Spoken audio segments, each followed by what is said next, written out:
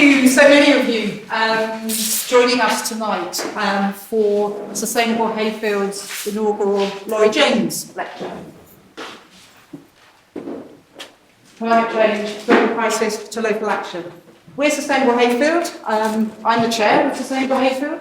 We were founded 15 years ago with the aim, essentially, to promote awareness of climate change, but also generally sustainability issues, to advocate solutions, and to try and create an environment in which collectively we can all lead more sustainable lives. I think it's fair to say that the task has a growing sense of urgency attached to it, both from a nature perspective, but also from a climate change perspective. And tonight is very much about the climate change crisis.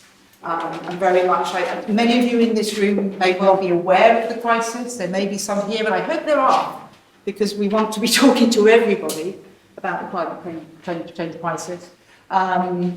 So, many of us will already be aware, but hopefully today will be part of our journey collectively to find ways to find local solutions working together. Laurie James was one of our founding members and trustees for 15 years. He was a passionate environmentalist, always strove to do good for the local environment, and also incredibly knowledgeable. Do come in. Incredibly knowledgeable, and always wanting to share that knowledge with others whenever he could. And tonight is very much done in that spirit and very much in his name. So, a particular welcome to our talker tonight, Kevin Anderson. Thank you for joining us. We're delighted to have you here, and indeed we're very privileged to have you here. Kevin is, if you don't know Kevin actually lives locally in Hayfield, but he is a esteemed British climate scientist, works professor at University of Manchester, but also internationally renowned, also I think a travelling professor in Sweden and in Norway. Formerly a director of the Tyndall Centre, and interestingly, given happenings in Westminster today, was involved at a high level in the team that advised Greater Manchester Combined Authority and Andy Burnham with regard to their net zero plan for Greater Manchester. And if I'm right in thinking, Greater Manchester were one of the first cities to agree and commit to a net zero plan for the city. So that for me is a topic of interest today, given what's been happening in Westminster. For those that have seen the People's Emergency Briefing, you will know that Kevin is one of the 10 experts on the panel that effectively presented the National Emergency Briefing to, I think it was 1,200 leaders, politicians, leaders of industry, culture, society in Westminster last November. So I think it's fair to say you know a thing or two. and Kevin says it how it is. So if you haven't heard Kevin speak before, be prepared for some brutal facts and buckle in, because it but thank you, Kevin, for being here tonight. So just before you start, running order is Kevin will talk for 45 minutes, we'll have a short break, then we'll do a fairly extensive Q&A. If we have time at the end, one of our intentions is that we do go away with some key priority response, focus areas, actions. So we'll try and have a 20-minute interactive session at the end where we identify some key priority actions that we as individuals, that we collectively as Sustainable Hayfield, as other environmental groups, because I know there are representatives from other Peak District groups here, that we can take away to actually start working on to start building a collective grassroots response, because there's it's an urgent task, there's a lot to be done on the scale, and we all play a very important part in that. So, no further ado, Kevin, thank you. Thank you very much. Thank you.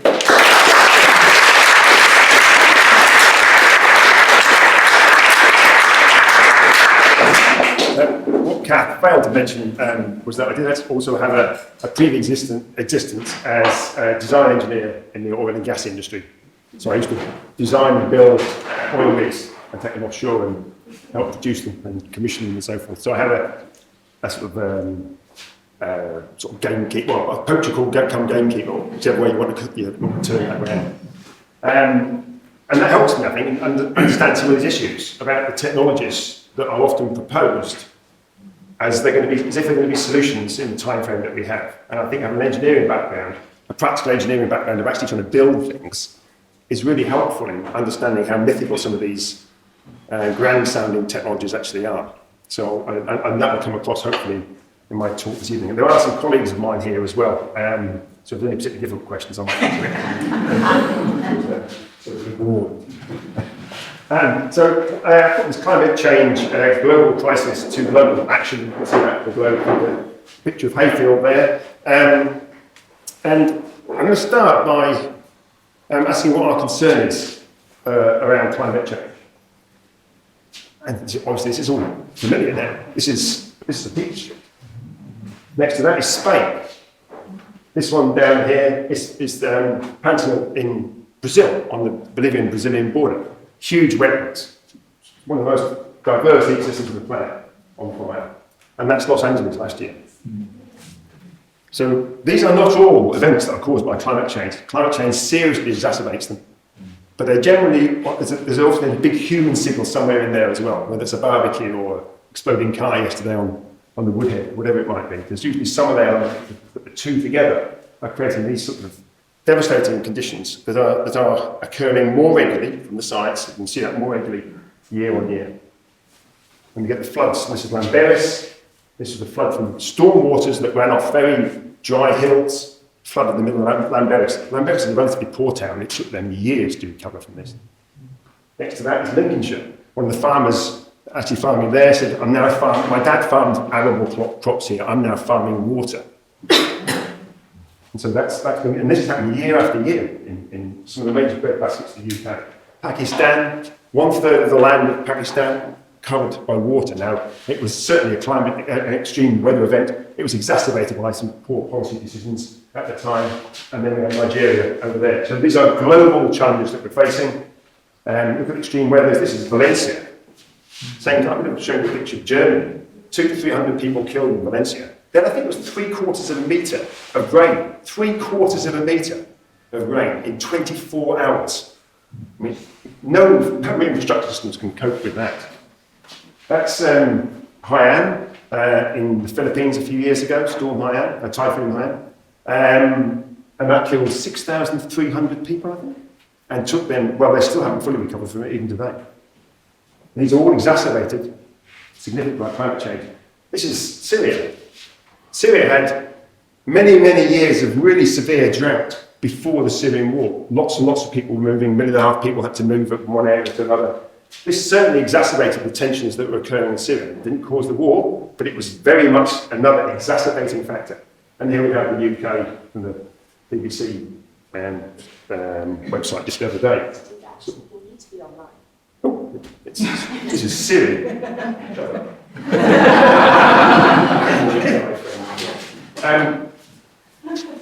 But this is not a new normal. Well, often people say this is a new normal. It's not a new normal. This is just a little step we're passing through. The weather we're seeing at the moment will be the least extreme weather that we're going to witness in our lives. The least extreme weather we're going to witness. It's going to get worse and worse. And it'll get worse and worse until we stop dumping carbon dioxide in the atmosphere and other greenhouse gases. And that means when we stop burning fossil fuels. Not reducing, when we stop burning fossil fuels and produce far less meat and dairy. So are we, because there's a wide range of audience, I wasn't sure what everyone's background is to this. So are we certain that it's our carbon dioxide that's causing the problem? And the answer is categorically yes. The science of the greenhouse effect is well understood. Fourier was working on this in 1827, I think it was. Eunice Foote was working on this in the 1840s. John Tyndall in the 1850s. Arrhenius in the late 1890s and the 1900s. So there's a whole history of people working on climate change. There is no climate science. It's just science. If you believe science tells us how our cars work, how planes stay in the air, how our laptops work, it's the same science we use to understand climate change. It's not some magical science, it's just science. Carbon dioxide is the key driver of climate change, but, and some skeptics pick on this, water vapour has more of a warming effect. But the water vapour would not be there if it wasn't for the warming brought about by carbon dioxide. The water vapour would drop out really quickly. So as we warm up the climate, you get more moisture in the atmosphere, and that moisture has a big warming effect. We know that fossil fuels are the main reason for CO2. We know that because it has a little magical isotopic fingerprint on it. So when you burn fossil fuels, the carbon dioxide that comes from that is different from the carbon dioxide that comes from the plant. It has less C14, and it's got a different balance of C13 and C12 as well. So there's a very clear fingerprint. So we know that the increase in carbon dioxide is from burning fossil fuels. We know that categorically. So are we really having a big impact on CO2? These are some slides I used in the emergency briefing. So CO2 levels are rising at unprecedented rates. And there are only a few graphs here, but it's the shape that really matters. Don't worry too much about the numbers. So we can measure the amount of carbon dioxide going in the atmosphere, and it's measured in something called parts per million by volume. And we can look at it over, say, a long period of time, 800,000 years, which is very approximately 2.5, 3 times longer than the humans have been on the planet. And what you see is a plot that looks like this. It goes up and down by quite a lot, by about 100 of those units, parts per million, and it broadly correlates with the ice ages. So the ice ages along that period broadly correlate the ups and downs. This bit at the end, this last 10,000 years, this short period, is when human civilization has really flourished in that 10,000 years. But if you look at that 10,000 years, what you find is it was been really stable CO2. We've had a really stable temperature and a really stable climate during the flourishing of human society. That's what we've got today, flourishing. So that's where the success of our societies has come from, having a very backdrop of being a very stable climate. Only 20 parts per million difference there. And I put these up because it's important, because you then focus in on the end of this little bit there. A few of us here are a bit older, none of us were here in 1850. That's roughly when we started burning fossil fuels. So that's when we first started coal initially, and then oil and gas.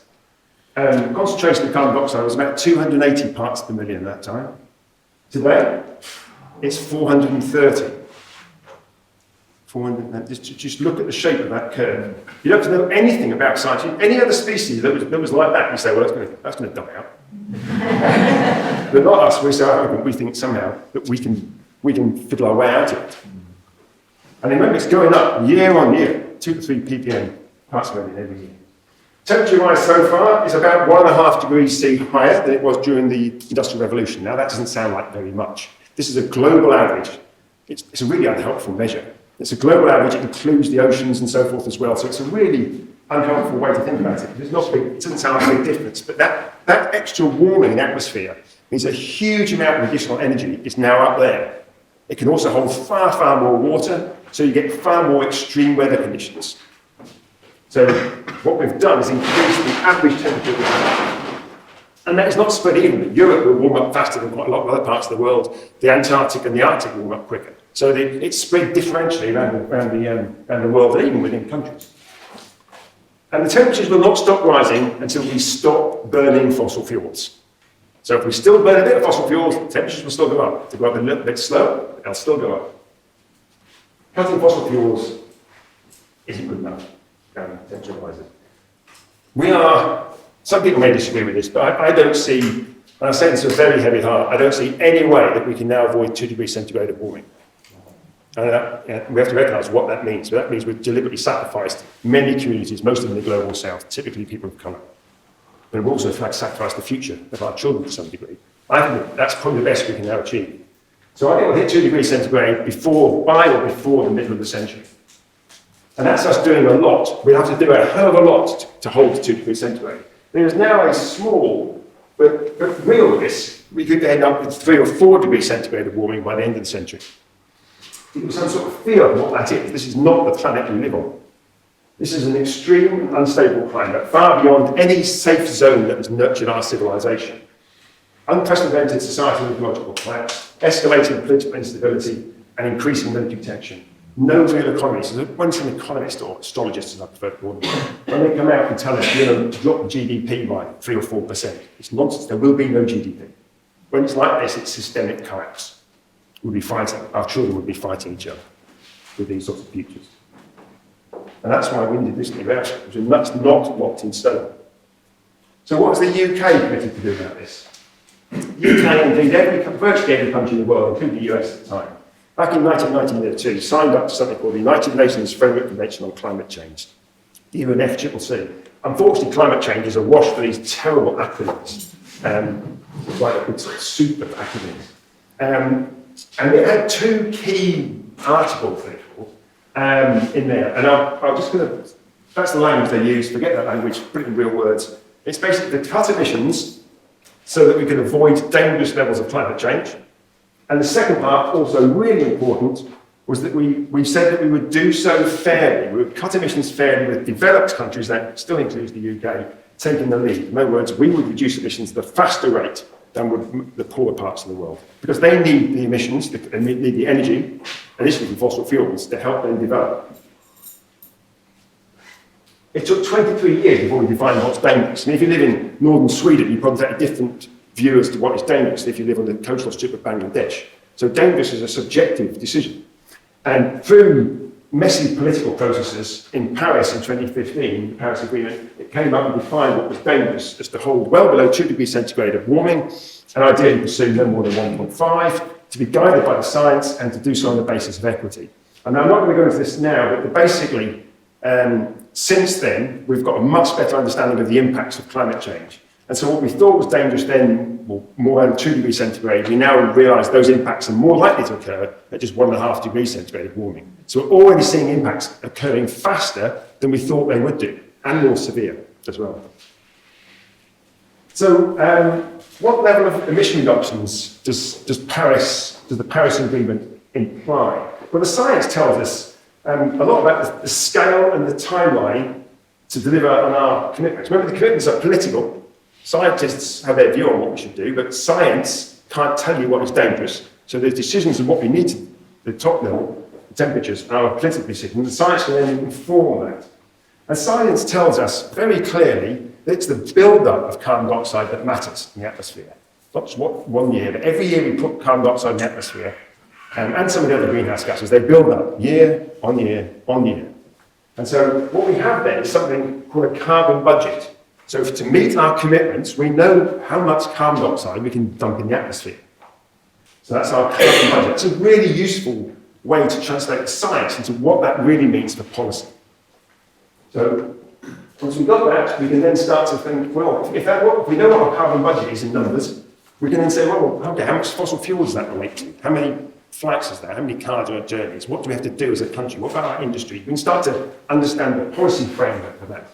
Now, there's a big international body called the Intergovernmental Panel on Climate Change, the IPCC. Some of you might have heard of them. They're a United Nations body, and broadly it brings together from around the globe sort of the scientific expertise, and every probably 5 years or so, to vary a little bit, they produce a set of reports, which is the most up-to-date at that time, reports on climate change. And so the physical science one that's produced back in 2021, that tells us what the carbon budget is if we want to deliver on our Paris commitments, the 1.5 and the 2 degrees centigrade. Remember, 2 degrees centigrade is incredibly dangerous.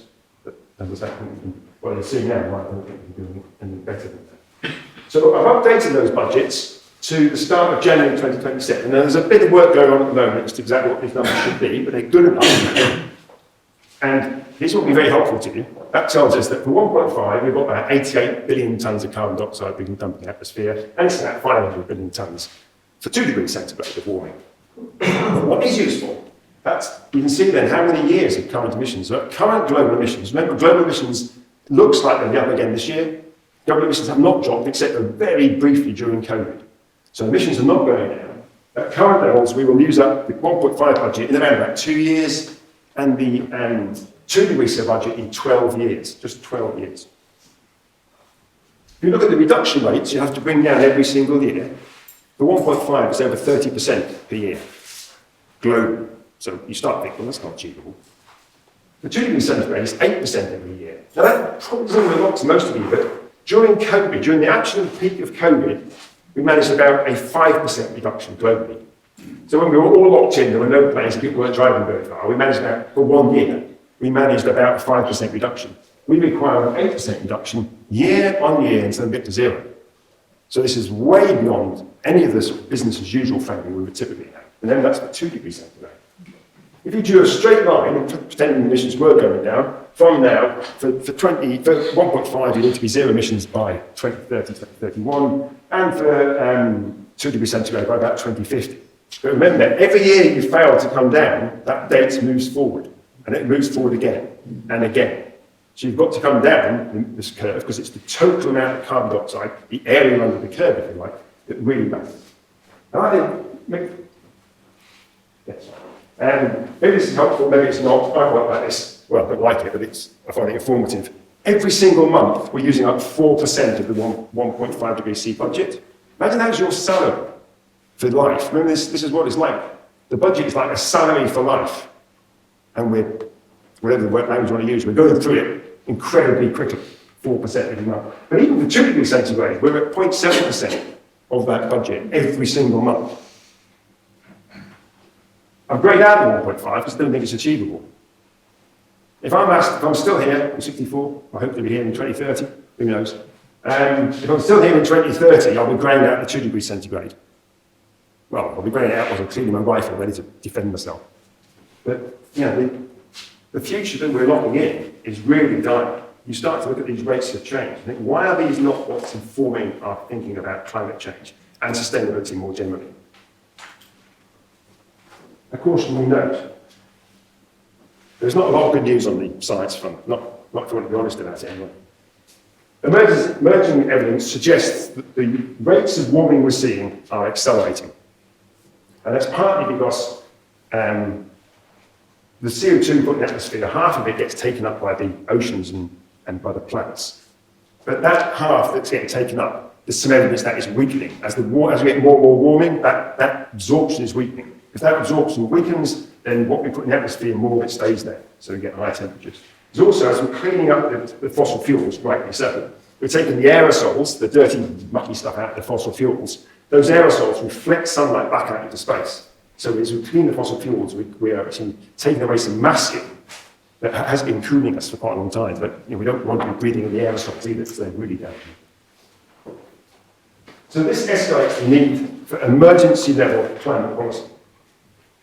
Now that's the sort of global picture. So we take it down to the UK, which was also promised in Paris. And in fact, every single of these big climate jamborees that people like to fly to around the world every year, these big events, every single year the negotiations come up with some discussions in there. But they, without exception, I think, they've maintained the idea of equity, at least the lip service towards it. That basically the poor countries should be given longer, should be given a larger share of the budget, carbon budget per person, than the wealthy countries. So if we start to think of that for the UK, we have a global pie here. In the north, you all know what pie is. A global pie here, and we take a big chunk of it out. That's for developed countries. Remember, developed countries are only a small percentage of the population. Most of the world's population are in the so-called developing countries. And of that bit of pie that's for the developed countries, we can then say, well, how big should the bit for the UK be? And we've done this for Sweden, we've done it for Norway, we've undertaken the same sort of analysis for quite a number of countries now. You can do the same thing for councils. So we've done similar work for Burnham when he was the mayor of Manchester. You can do similar things for sectors. The smaller the thing we're looking at, the more uncertainty there is around it. But it gives you a good idea. So we get a good flavour of what we'd have to do in the UK. Another table, some numbers that won't be much to you, but hopefully at the end they will do. So no, I've got again upgrade out to 1.5, again with a very heavy heart.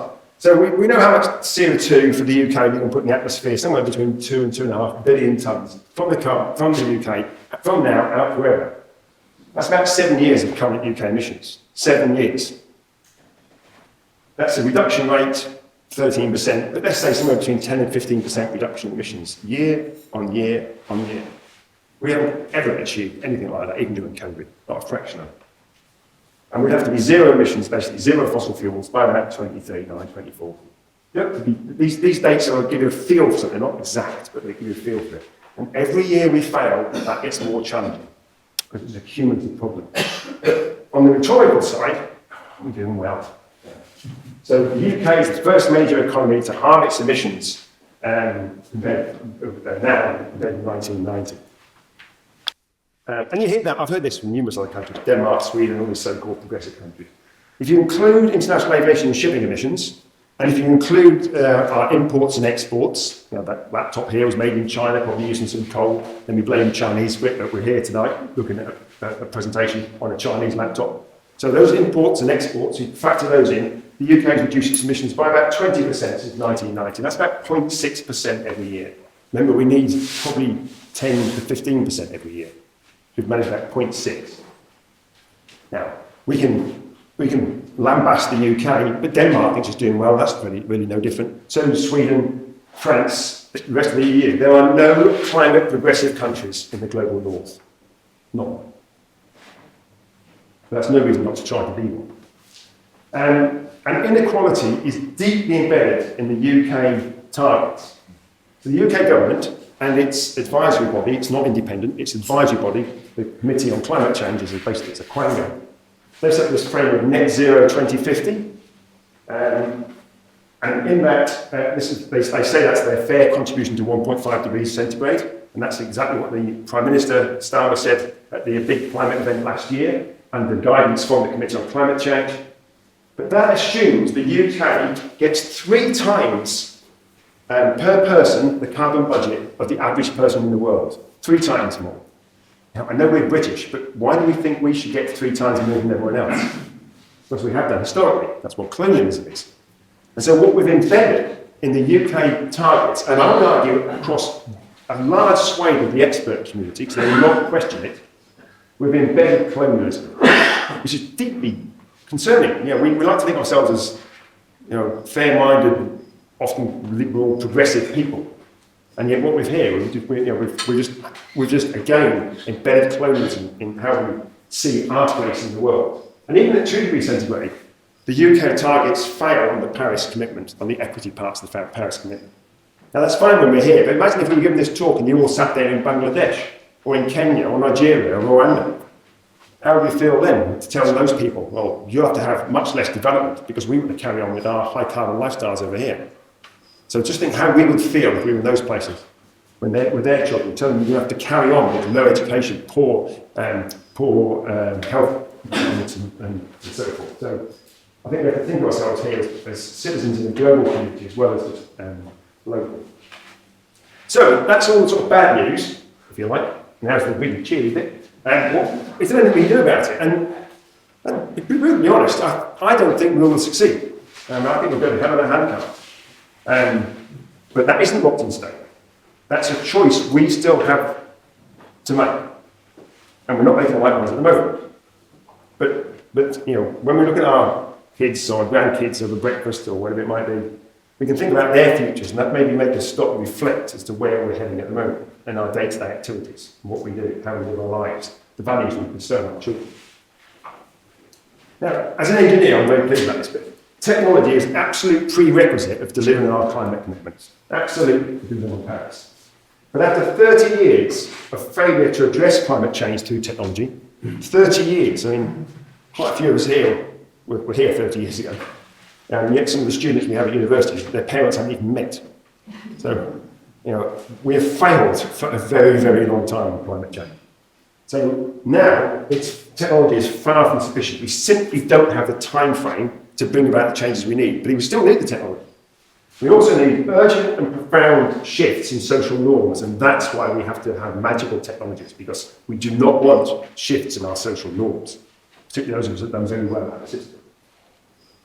On technology, I think we have to differentiate between what I've called 2 types. One is a delay technology. These don't really exist. They're designed to avoid legislation. They're designed to maintain a thriving oil and gas sector. And these are the ones we most often hear about. But there are timely technologies we know work at scale, and they are working at scale now. So we know it now as well. So when we think of the delay technologies, and I have a lot of my colleagues who work on this, and there's lots of funding to work on the delay technology.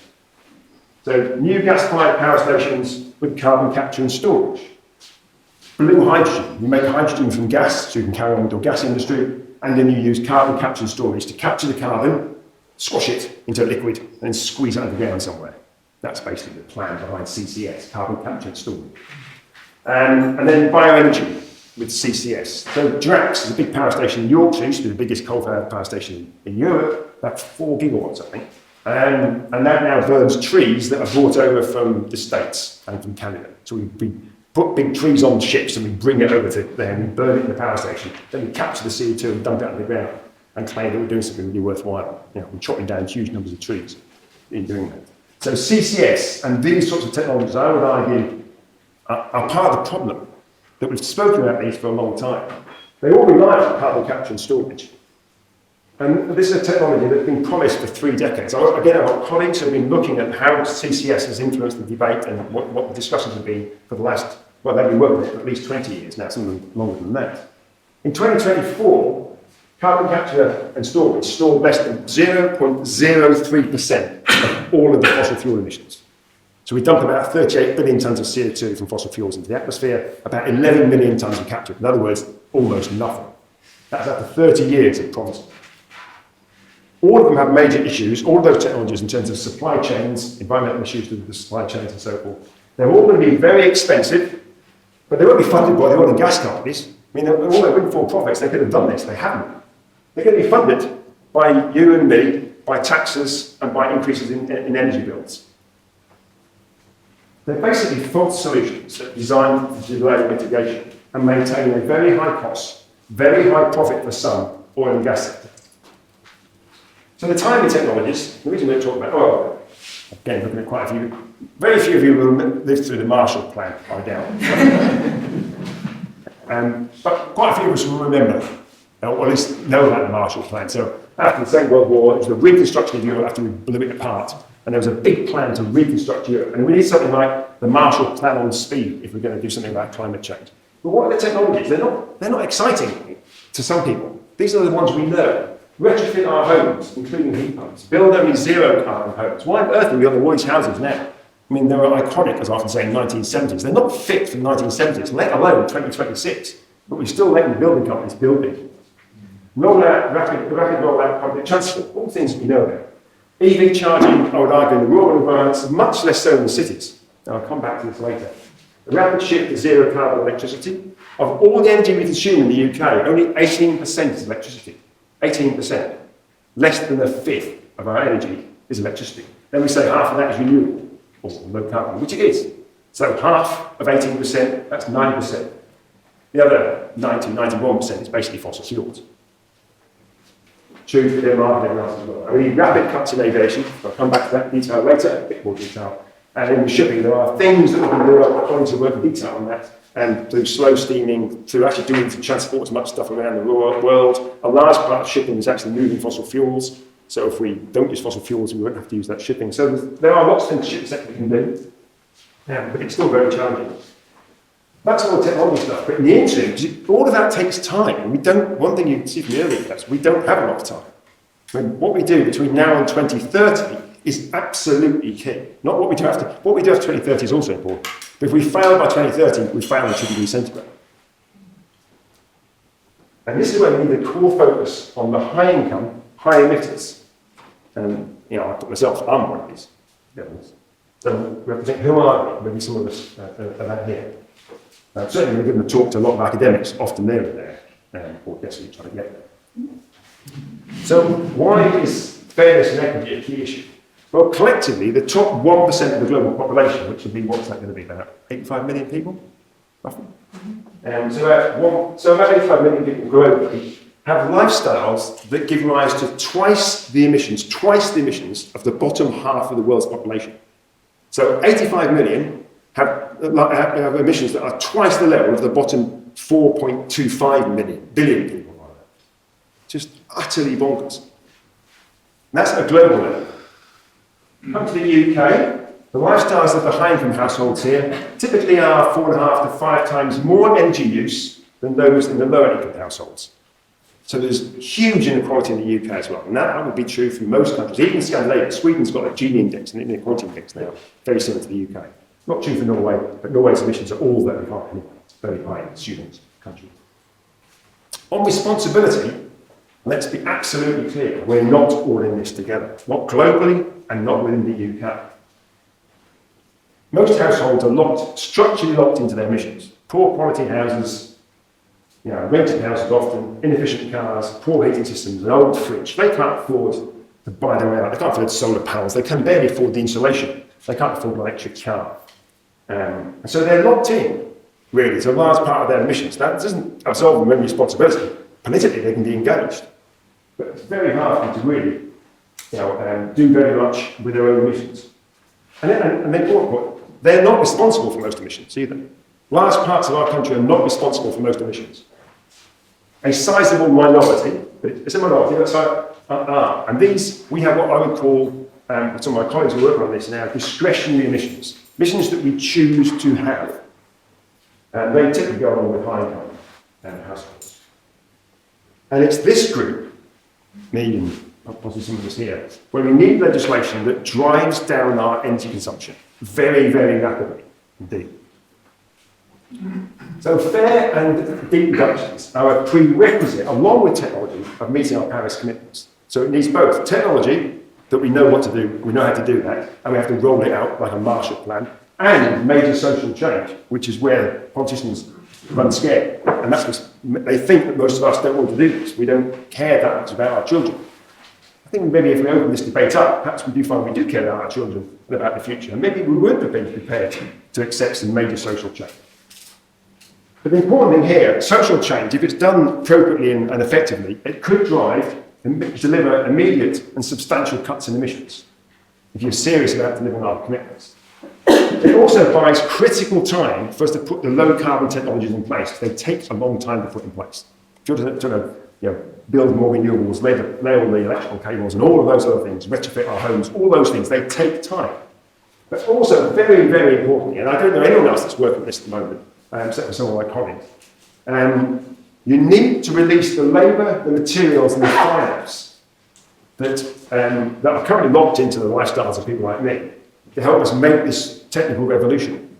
Because otherwise we're all the people that we don't have that many people trained in this country because we set them all back.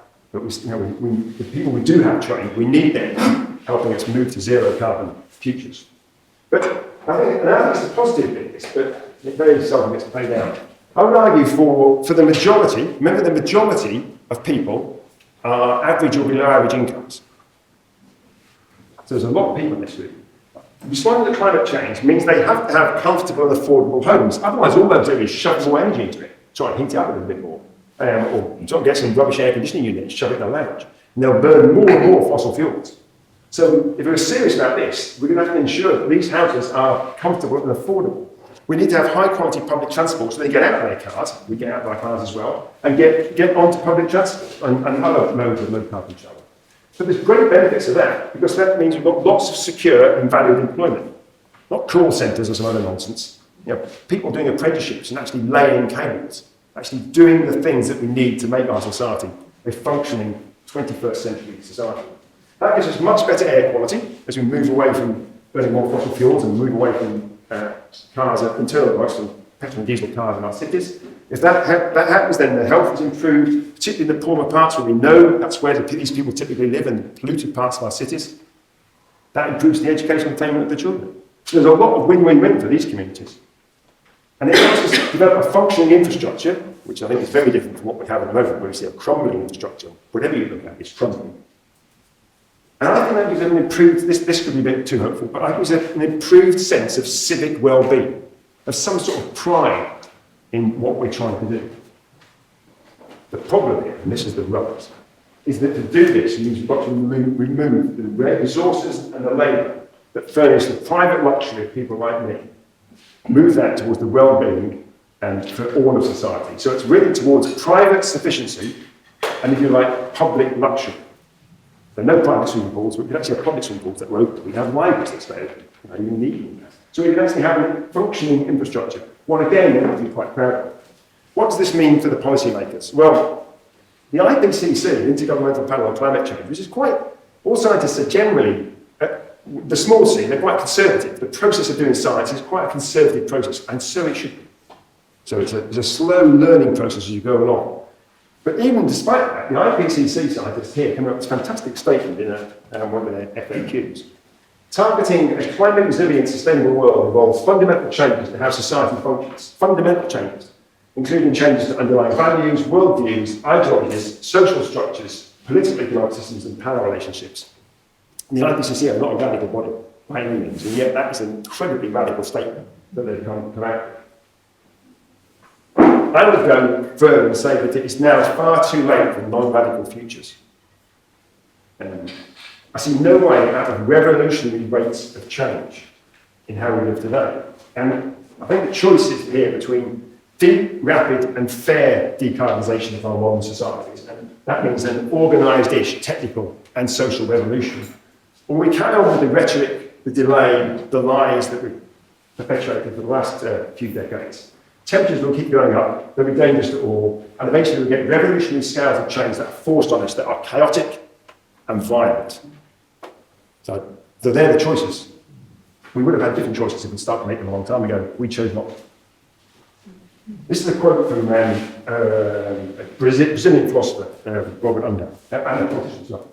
And I use it a lot. Every day, one of the greatest obstacles to transforming the world is that we lack the clarity and imagination to conceive that it could be different. When that photograph was taken, those people didn't think that could be any different. They was going to go on forever, that was horses and carts. You know, and of course it went completely. Now we don't think there's what we could possibly get rid of those metal tin boxes, could we? We've got to think differently. So I want to just finish with, this is all new stuff I was putting together today. To think about the purpose of us as local communities, what can we do? And it's clarity and imagination. But my guess is, amongst this room, we've got far more clarity and imagination. There's a lot of people that are locked into politics. There's lots of good people in politics, but they're generally quite locked into particular worldviews. So we need to think about how do we look at the world in a different way. And I'm going to touch on two things, two examples. First one is in aviation, and the second one is going to be about cars, and that one might be a little bit unpopular. But I'm nearest to the all. So aviation, I call it climate reality and social fairness. And you may know all these numbers or frame it, you may know them. The problem is that technology, wonderful though it is, cannot deliver anything like the reductions necessary from the aviation industry in the time it's necessary. People will sell you all sorts of snake oil, sustainable aviation fuels and other rubbish.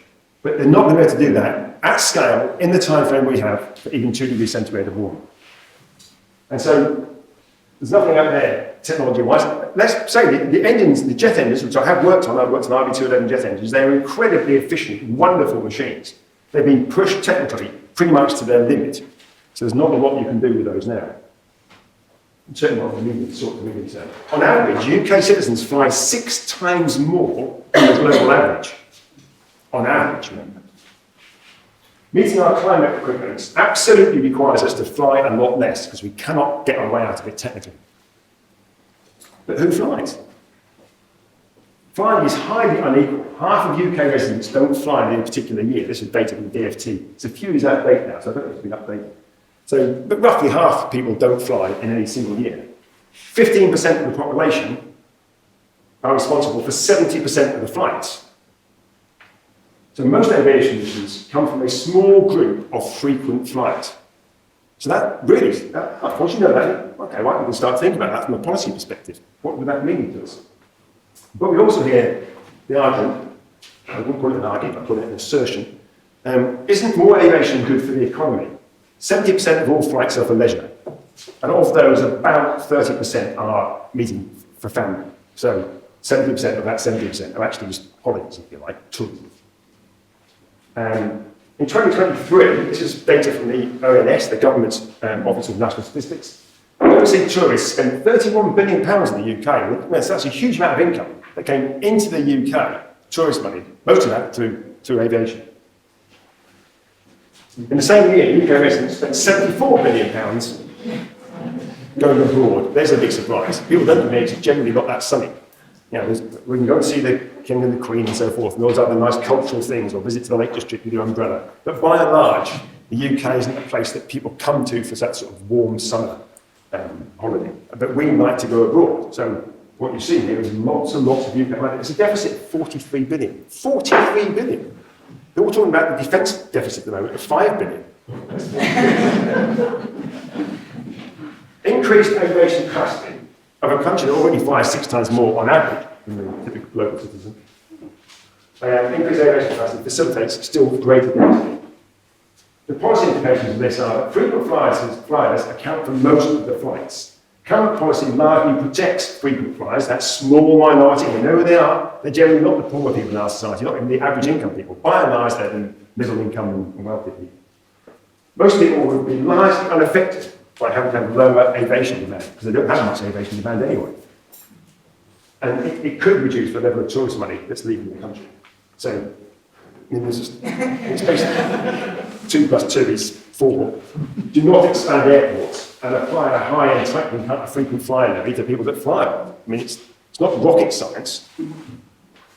So this is the one that's been a bit more challenging. So it will be the last part of it. Replacing cars and rethinking mobility. So I've only started doing this today, so I hope the numbers are right. There are 35 million cars in the UK, 2 million are electric, the rest of them are basically petrol, diesel and hybrid. The government policy and that of the Committee on Climate Change is basically a 1-for-1 shift. So you take electric car, your petrol car, and you go and swap it for electric car sometime in the next few years or so.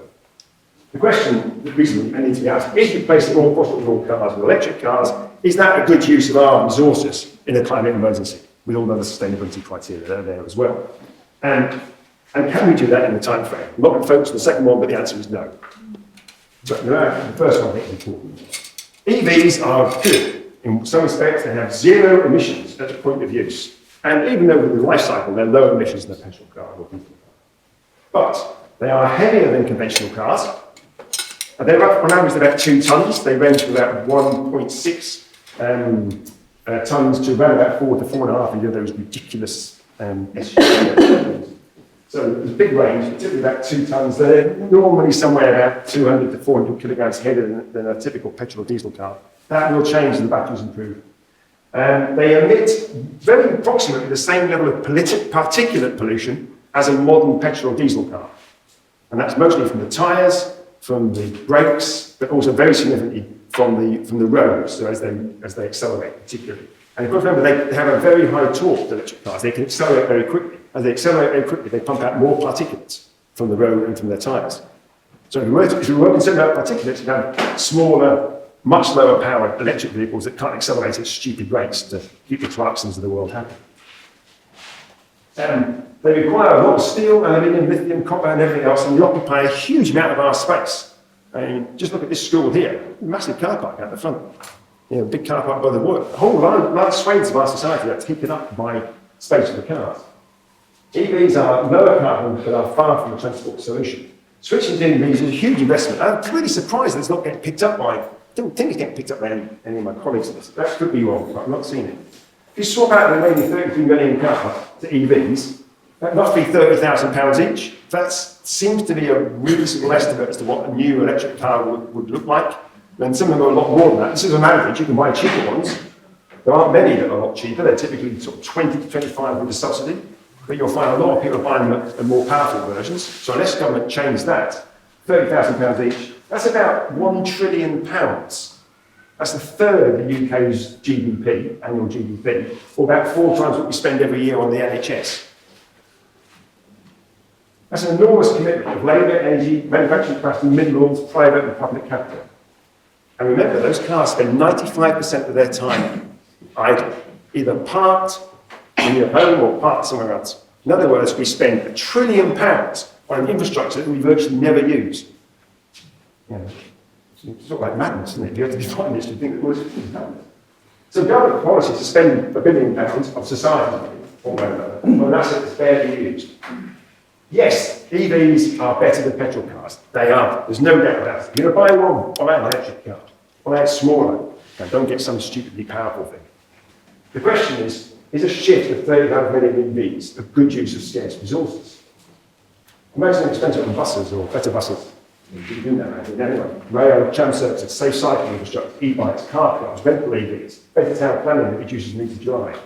Those options would reduce emissions, reduce congestion, reduce energy and material use, improve public health, make transport accessible to more people. Because a lot of people don't have access to a car.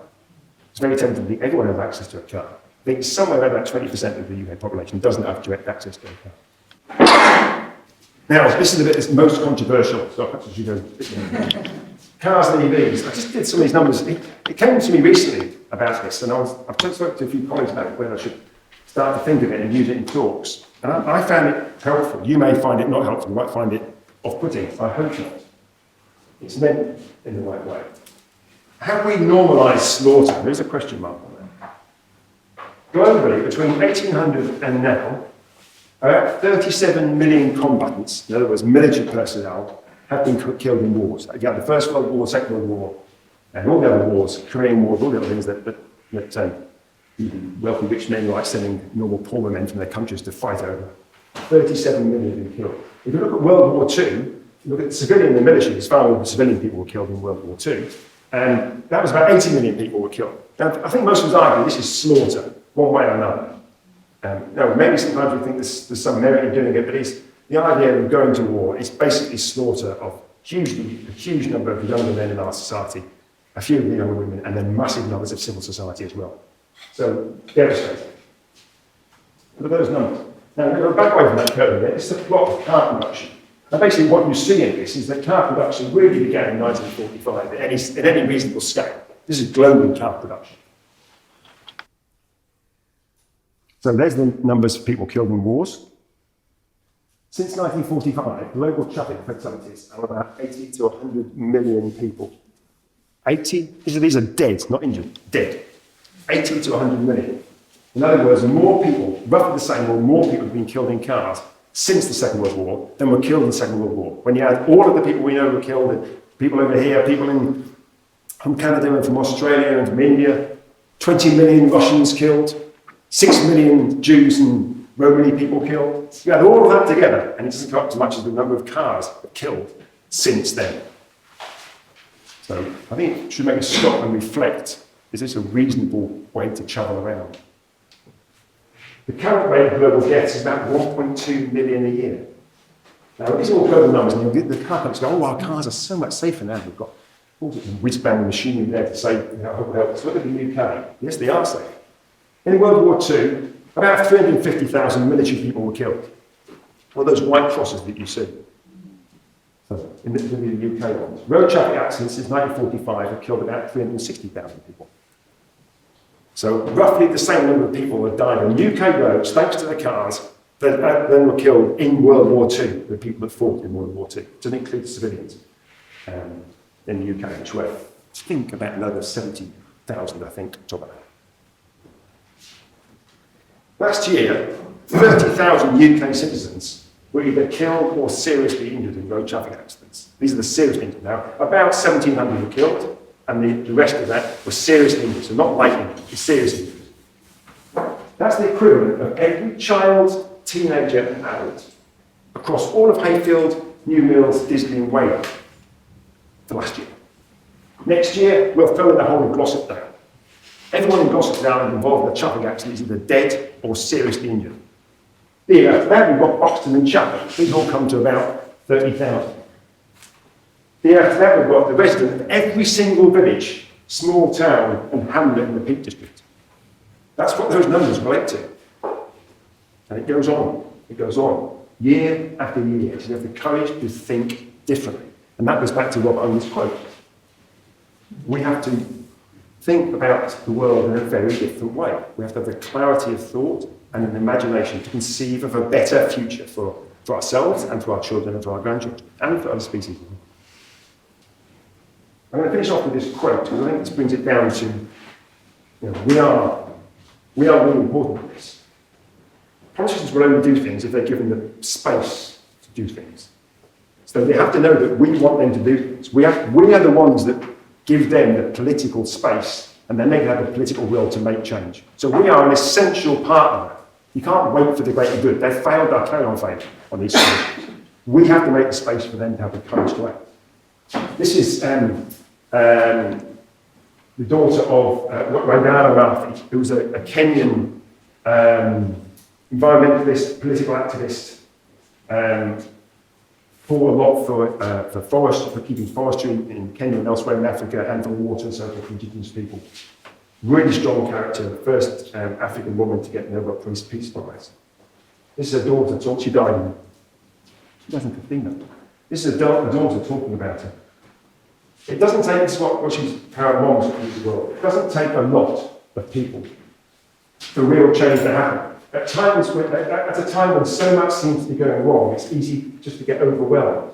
You don't need an army of people. Each of us can be an agent for change. And that is really challenging for us as individuals, but as a collective group, that becomes much, much easier. So as individuals, we start thinking, well, what are people next to us? How do we get together on this? We can start to make some space. We can start to make some noise. Particularly in democracy like ours, it's our democracy. And if we don't engage with it, it will fail. So I think that really brings it home. That it's a global issue, but the local contribution is absolutely key. Without it, we fail. So on that note, thanks for listening.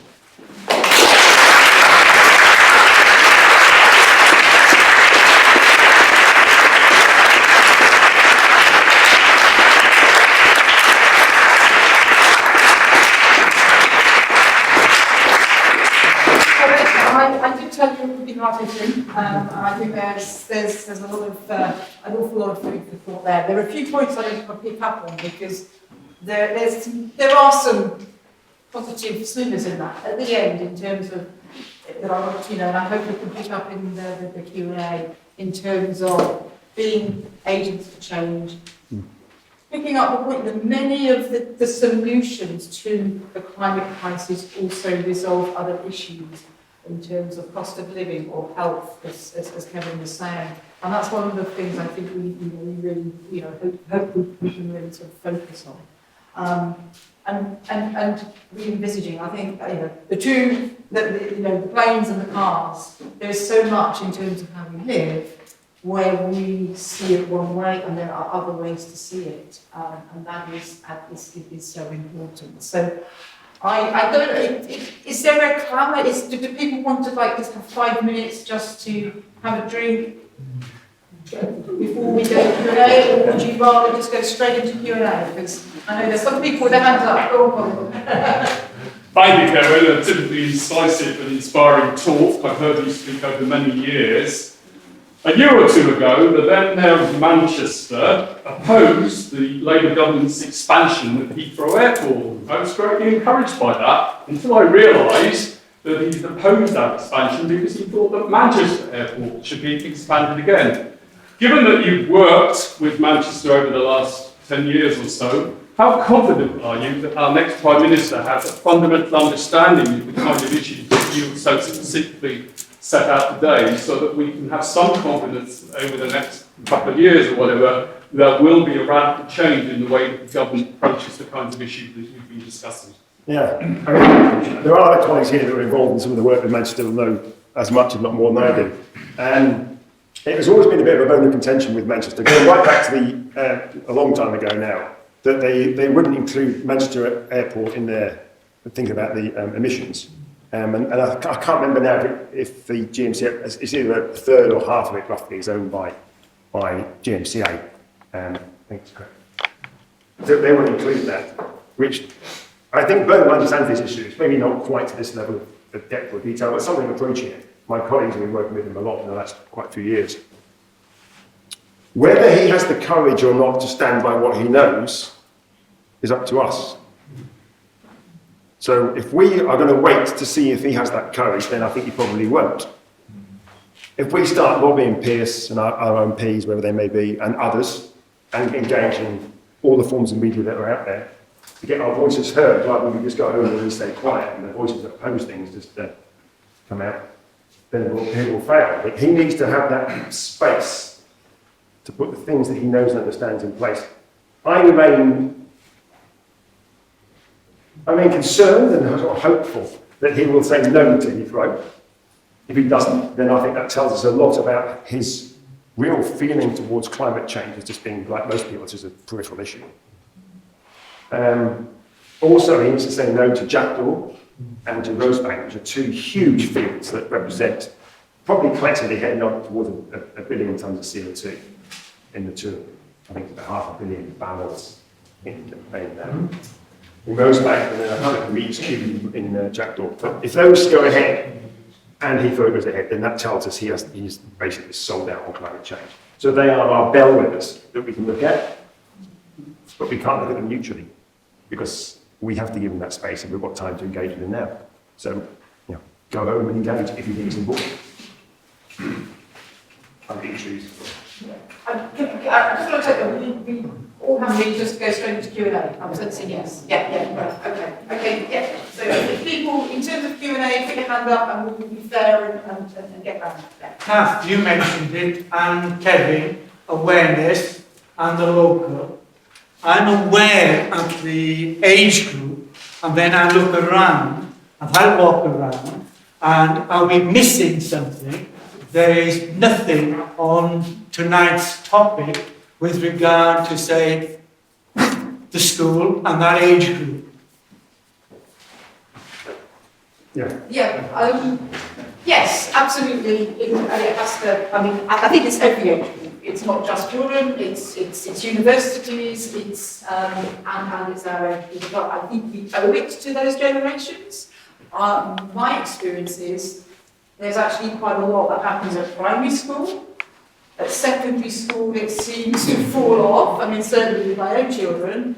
And then there seems to be more awareness at university. But I do think, clearly, we've got at every stage of education. Yeah.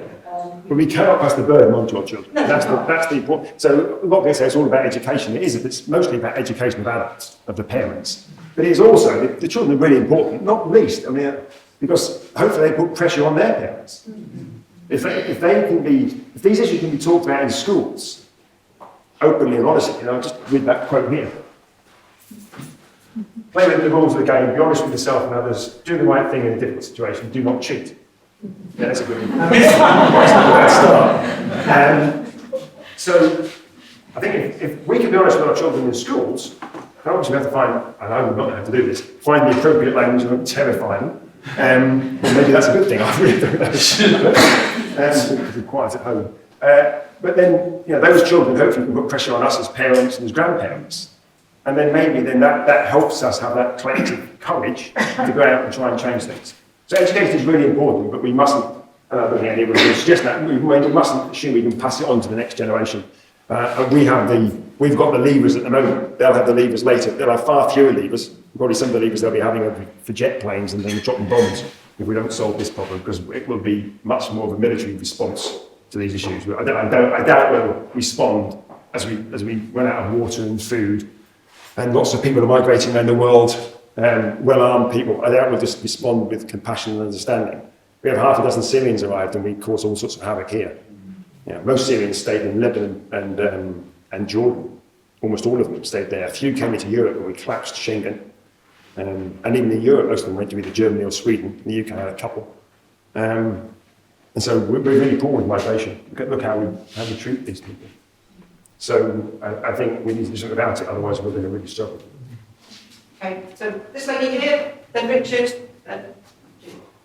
Yes, so a couple of big points. Going back to what we said about it being down to everybody to create that kind of social environment where it becomes possible for the policymakers, people like Andy Byrne, to do the right thing. I mean, I guess if you were to put it to him that he is not doing what needs to be done on climate change, his response would be, if I go down that path, reform will win the next elections, and then we'll stop. And I think that really,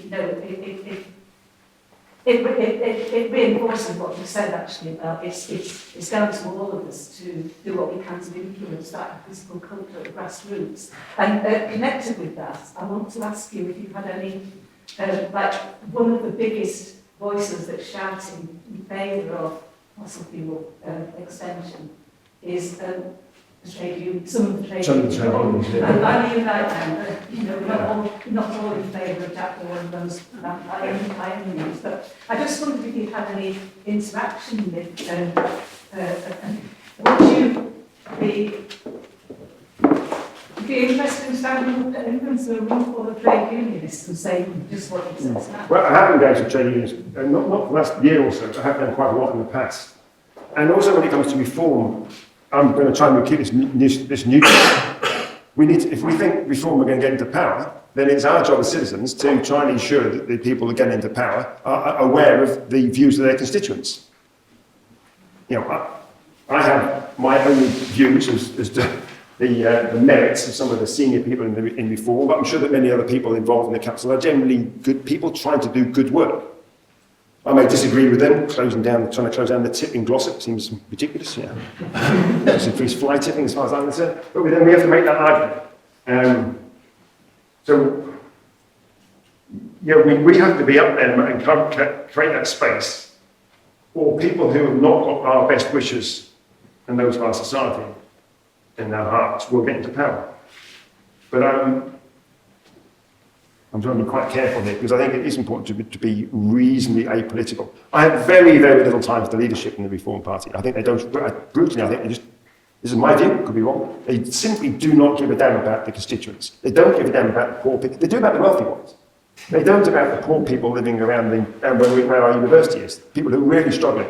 So when you say place in the hand of reform, I think we have to be much more honest that the reason that those people think they're going to suffer from climate change is because people like Farage, and no doubt a lot of senior Labour people and others, want to carry on with their very high carbon lifestyles. And they know that if we follow this sort of agenda, they won't be able to do that. And so the trick to that is to convince everyone else that they're going to suffer.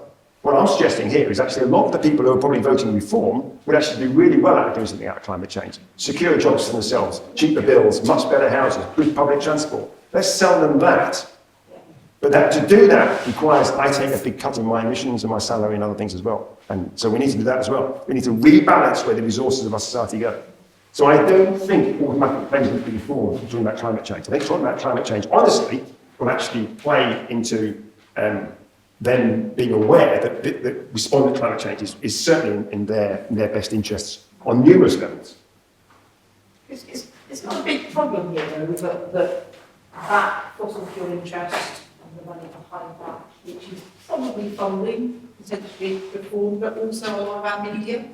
And how do we do this if the media themselves, if the message isn't coming through the media? Yeah, I mean, that is a big issue. There are, what population is now? Is it 68 billion people in the UK? So 68 million, not 2 68 million people in the UK. And there are a handful of people in the press. So I think we have far more power collectively. So the real trick of elites is to make the rest of us think we're only individuals and not come together. And that's always been the case. There's nothing new in this. The apartheid regime did exactly that and trying to split up the black vote over there. So history is littered with this. The elites know this. But our collectives are far more powerful than any Musk or Bezos. These are little people compared with what power we can have. The trick is that they've sold it, this idea that we're all just individuals and we can't become together as collectives, whether that's unions or whatever that might be. So I think collectively we have the scope to change those things, to change the media. We also can engage much more easily in the media than we used to be able to. Okay, social media is problematic in lots of ways, but it doesn't mean we can also have a voice in that as well. We can also write to the Glossop Chronicle, whatever it might be, and we can engage in the more sort of formal ways of media. So I think, again, the responsibility comes down to us to make that space, and then without the good people of the UK, and that's most people, without the good people of the UK, then we will fail. I'm with Martin Luther King and on race, and Primo Levi, who was a survivor of Holocaust, wrote some fantastic books. So he wrote this about the Holocaust. Bad things happen not because there were bad people, but because good people stay quiet. And I think that is absolutely right. Yeah, bad things happen because good people stay quiet. I'm not talking about my master colleagues here, but I have lots of colleagues who work in my area that allow repeatedly bad things to happen on climate change because they will not speak out. So. Richard? Yeah, so recognising that the Achilles heel of the science is that we're trying to predict, we're trying to model the future, and the only one thing you know about that is those models are wrong. Yes, because they can't be always wrong. They're all wrong. So the Achilles heel is there are naysayers who are always going to say, well, yeah, the models are always wrong, so you start to lose the arguments in the first place. But taking that into account, are you aware of any financial modelling that says for each half a degree, this is what it's going to cost? So do you have a cost-benefit analysis for free public transport, for example? Well, this is a bit sort of sore point for me. I don't like those sorts of analysis at all. It's just astrology. It's cost. Right. Cost stuff is astrology anyway. When you hear about the costs, ask them what's the discount rate, what's included, what's not included. If I ask most of you here, what do you most, I think I asked this at an event recently, what do you most value in the world? I'm guessing that most of you will not point me towards something that has a financial value. It's probably, I don't know, having fun with your kids, or like I was going out for cycling holiday with my partner or something. It'll be something, you know, there'll be things that you can't really put financial value on. So the things we most value in society aren't priced. The things we least value are priced and costed.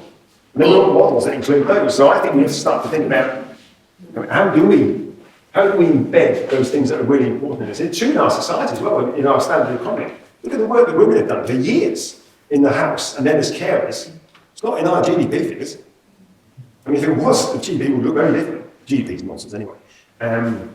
So I'm cautious about those models. They have been there. Some people might know Nicholas Stern, Lord Nicholas Stern did a big report on this in 2006. Prior to that, the whole of the work in the 1980s and 90s by David Pearce and Nordhaus and others doing cost-benefit analysis, they're really problematic because most of the time it's the assumptions they make that make the analysis point one direction or another. They're not in any way objective. So whilst science models are never, like the weather is not right, but probabilistically it's pretty accurate. Yes. And so that's what we have to get. Our physical models are probabilistically pretty accurate.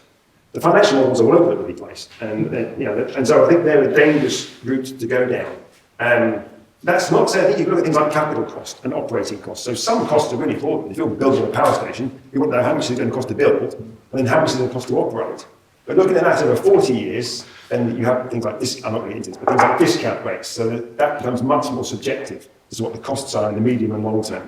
So I'm less keen on those sorts of models. Some people think they're really important and to convince others, but I personally think we have to go back to the idea that what's important are the things that we really value, and they often don't have a price. Well, that's cultural change, which is It is cultural change. more or less impossible. No, we go through cultural change all the time. I mean, we've got to pass bloody laws here, so 16-year-olds can't use them. Yeah, we're going through massive cultural changes in some respects, and very little in other ones. And I think the way our society has moved in the last sort of 20 years, there's been some really big cultural shifts. I'm not saying they're all positive. Smoking. Oh, well, those as well, yeah. But Individualism. Who here has ditched their car? Zero. One person. That's the point. That those people can be the catalysts for wider change.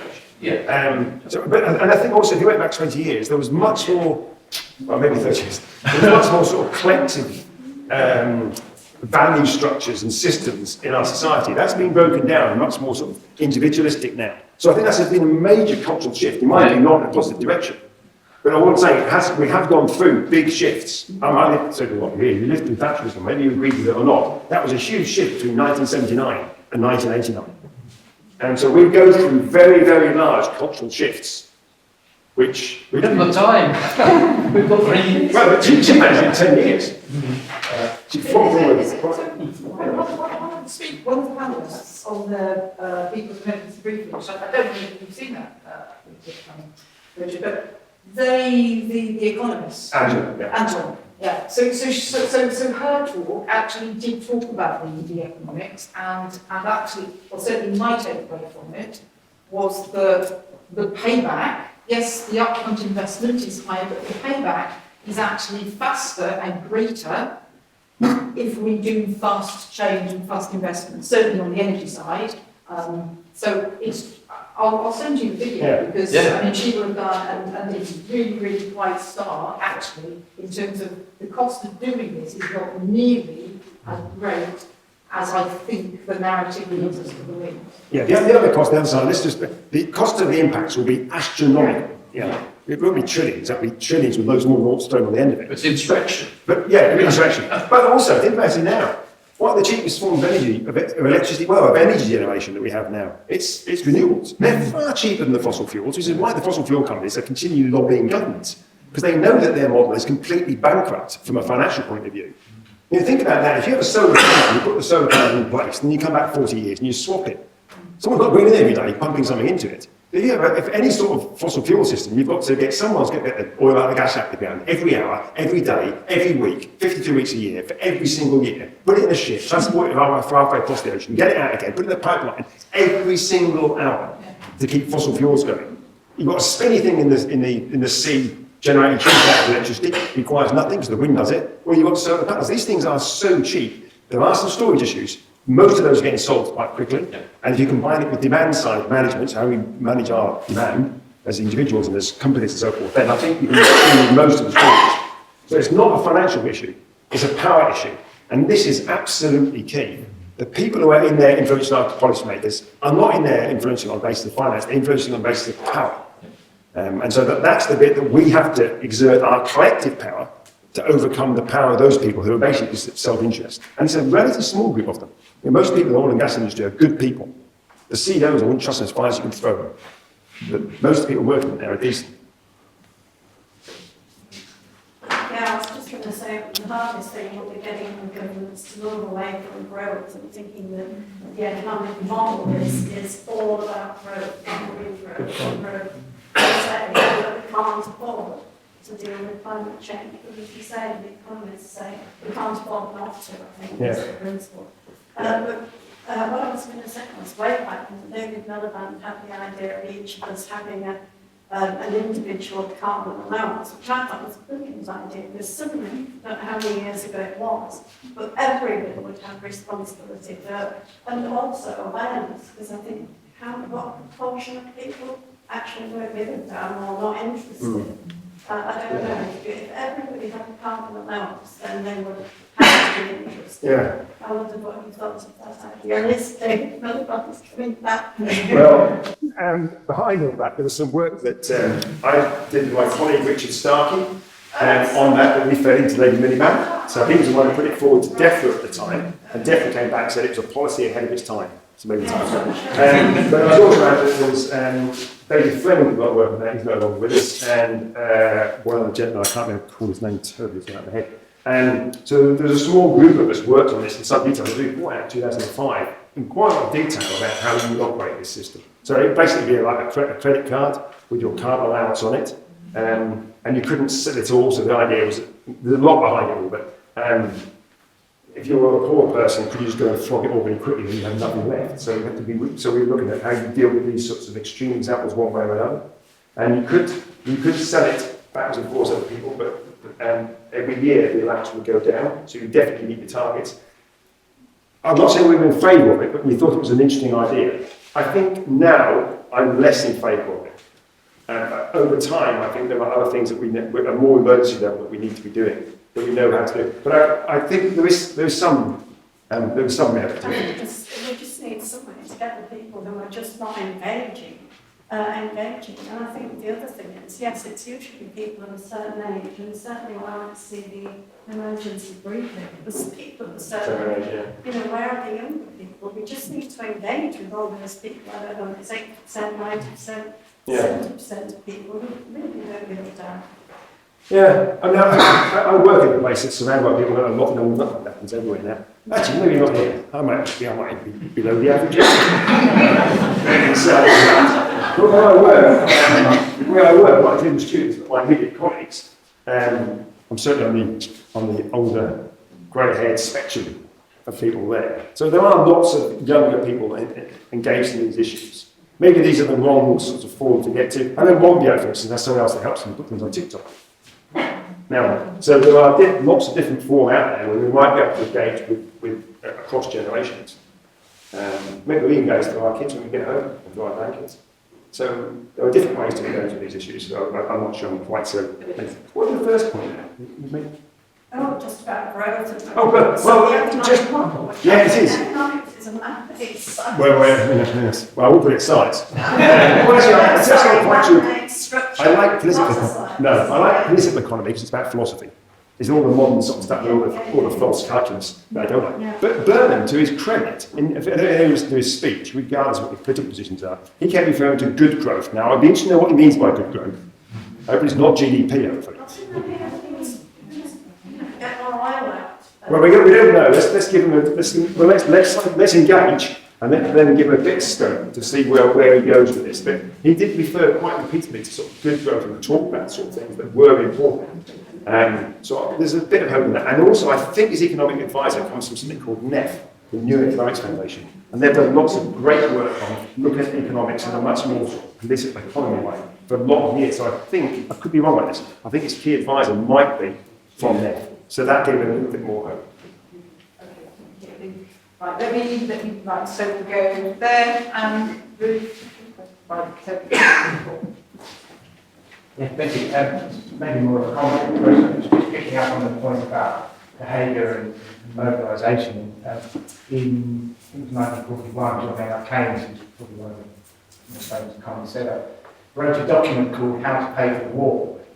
He didn't actually really talk about money because he knew that money was effectively something you just create out of thin air. It's not a real resource. What he actually understood was it's what do we do with labour, what do we do with food, what do we do with energy, and how do we mobilise every single resource within the productive economy to do what needs to be done quickly. So we don't need growth, we don't technically need tax revenues to do this stuff. Good growth means actually it's about getting the resources, doing the things we need to do. We have the money to do that. Yeah, I had a lot of time for Keynes, and most of these issues. And also, you go back to one of my, I'll say that hero anyway, but it's Roosevelt. He got 4 terms of office, which hopefully Trump can't get. So Roosevelt came in during the Depression, and he didn't sell about the economy. He sold a vision for America. And I would say a very honest vision. And what's great about Roosevelt stuff, okay, it's of its time, and his social conscience was very much his wife. So she was a phenomenally strong woman, but very hardly a woman, and actually big public discourse then. So she was through her husband. But his speeches, his fireside speeches, are still available. You can go and listen to them. They're really worth listening to. They're of their time, but they're inspirational in terms of he sold this progressive vision for what it was going to be like in the States during a depression, and he got 4 terms of office. So I think that what you're talking about here is you have a narrative about value, about what is it we're looking for. Most of us actually have quite similar beliefs and values about what's a good society. Regardless of our political persuasion, that might change how we get there, but we probably have something quite similar. So I think selling the narratives rather than, does anyone here listen to the nonsense when they talk about what's happened to the FTSE 100 or the whatever? It's just astrology. And Radio 4 love all this stuff every morning. again, so reframing is thinking of things differently. So, Anna, Yeah, you had a few slides there about carbon capture and showing that they're really doing that much. But in your video, which is the Velvet Violet Revolution, you had another slide where you then did a up in this area, and it was you said about you thought the carbon capture could be extremely useful in the lime and cement industry. You didn't have that slide in this presentation, and we've got the the peak cluster line coming in, so it is quite topical. So have you changed your mind that you didn't? No, I still hold the same view. So I don't like CCS on energy. We have other alternatives to energy within fossil fuels. So CCS on energy, just bolting this big grunt bit of tech on the back, which actually we don't even know if it works at scale. The chemicals that are in it get contaminated very quickly on energy. If you come to cement, it's quite different. Firstly, cement has a very rich CO2. So cement is about 8% of global emissions come from cement. 8% is a really, it's about the same as shipping and aviation added together. It's a huge amount of emissions. Half of that comes from the energy used to make the cement. Now, you could do that, it's difficult, you can do that without fossil fuels. It's very high temperature, it makes it more challenging, but there are technical things you can do to the energy side. The problem is the process side. The chemical process of making cement emits 4% of global CO2, so a lot of it. And there's a lot of cement that's required. Now, if you look at somewhere like, these numbers are wrong because I've looked at them for years, the UK or EU is around about 30 kilograms of cement per person per year. If you look at some of the countries that are developing, it can be 300 kilograms. So they're building their roads, their fuels, their sewage systems, their water systems, they're building their infrastructure. So they need very, very large quantities of cement. There's no alternative to that at scale. There are things you can do, better designs, there are things you can do called clinker ratios, other stuff you can do. There are bits and pieces you can do, but by and large, you're going to require very, very large quantities of cement. And so I think it's incumbent to me, in my view, for the wealthy countries to demonstrate how to use carbon capture storage to capture the process emissions. The process emissions are different from those from fossil fuels. When you burn a fossil fuel, most of what goes up the chimney is nitrogen. So, and some other pollutants as well. When you produce cement, you get a much richer CO2 stream. So it's a different process for capturing. It's an easier process to capture. And so for cement, I don't think there are alternatives at scale. The poorer parts of the world need to know exactly how it can be done, and we need to be demonstrating that over here. But we first need to demonstrate, like in all things, is how do you change the demand? So what are the things you can do on demand to reduce these things? Then what can you do on the clinker ratios? Are there things you can do about what else you put in for the classification process? And then how do you capture the CO2? So that I think it is incumbent on us to do this. I won't make a comment on the particular cluster here because I don't know enough detail. But if we are to keep producing cement here, we need to find a way of capturing the CO2. I'm not saying the way they're going to suggest that doing it and piping it is the right way. What I'm saying is we've got to capture it, we've got to put it somewhere securely, somewhere secure. Completely different to the energy system. So they have to separate now. Does that make some sort of sense? Yeah. Ruth, did you? Thank you. Yes, I was going to talk about the politics of it. And actually, yes, we need to try and change minds, but those who are saying, where are the young people? The young people don't feel they need to be here. The young people know this. They just feel completely disempowered. I mean, if you look at politics over the last sort of 30, 40 years, the number of young people voting and engaging in politics has gone down and down and down. We're now looking at less than 10% of people under age 24 are voting. If only people under 50 voted, the Green Party would run this country. So young people get it.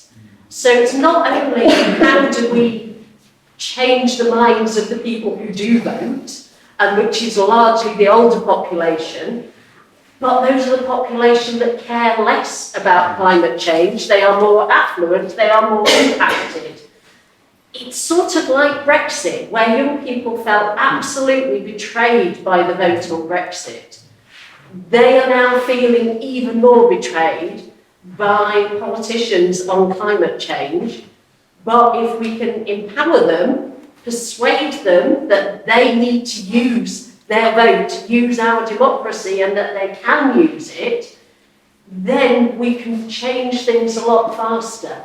We're hopefully going to get 16-year-olds getting the vote before the next general election. That will hopefully help encourage young people generally to vote, but we've all got to do that as well. That is as important as changing hearts and minds, and hopefully it might be a bit easier because we get people very set in their ways. So hopefully that gives a bit of hope for the politics of it. And the young people aren't here. Don't diss them. No. Young people get this. I do think, go back to the point earlier, I think actually teaching us about politics in school, how many of us have actually taught about how our system works, how other systems work, how taught about who fought for our democracy? People died for our democracy. You know, we're not taught the wonderful value of our democracy, regardless of what political persuasion we might have. And I think it's really important we taught that from early on. And did that, most of us don't really understand how our system works. And yeah, I want young people to vote. I personally would go for compulsory voting. But I think you should have a slip on it where you can just effectively spoil your ballot. Yeah. And in fact, nowadays, if you write something in there, it could be actually collected and you could actually get a bit like a census, you get a bit of data from the voting form. So I would go for compulsory voting and you're fine if you don't vote. But voting is not enough for democracy, and that's one thing we need to teach ourselves and our family and our children, is that democracy is much more than once every few years go and put your tick in a box. We've got to do, we need to engage in it. It's almost a daily thing. It's what we do down the pub, but then what we do when we chat in a cafe, wherever, with our friends or over tea. But then that's what we've got to mobilise that within our councils and our communities. So we can't just, we're great at, particularly English people in my experience, we're great at moaning. We're not that good necessarily going out there and converting those moans into action. Okay, Jeremy, and then the gentleman behind, and then the gentleman. Yeah, thank you. I'm not very good at that, sorry. So this evening's talk has been organised by Sustainable Hayfield, and there are some of us here from Home Climate Action and probably other local groups. I'm wondering if you've got any advice, guidance about what local groups, rather than individuals, should be doing to address this crisis. Well, you probably collectively have got a better idea than me.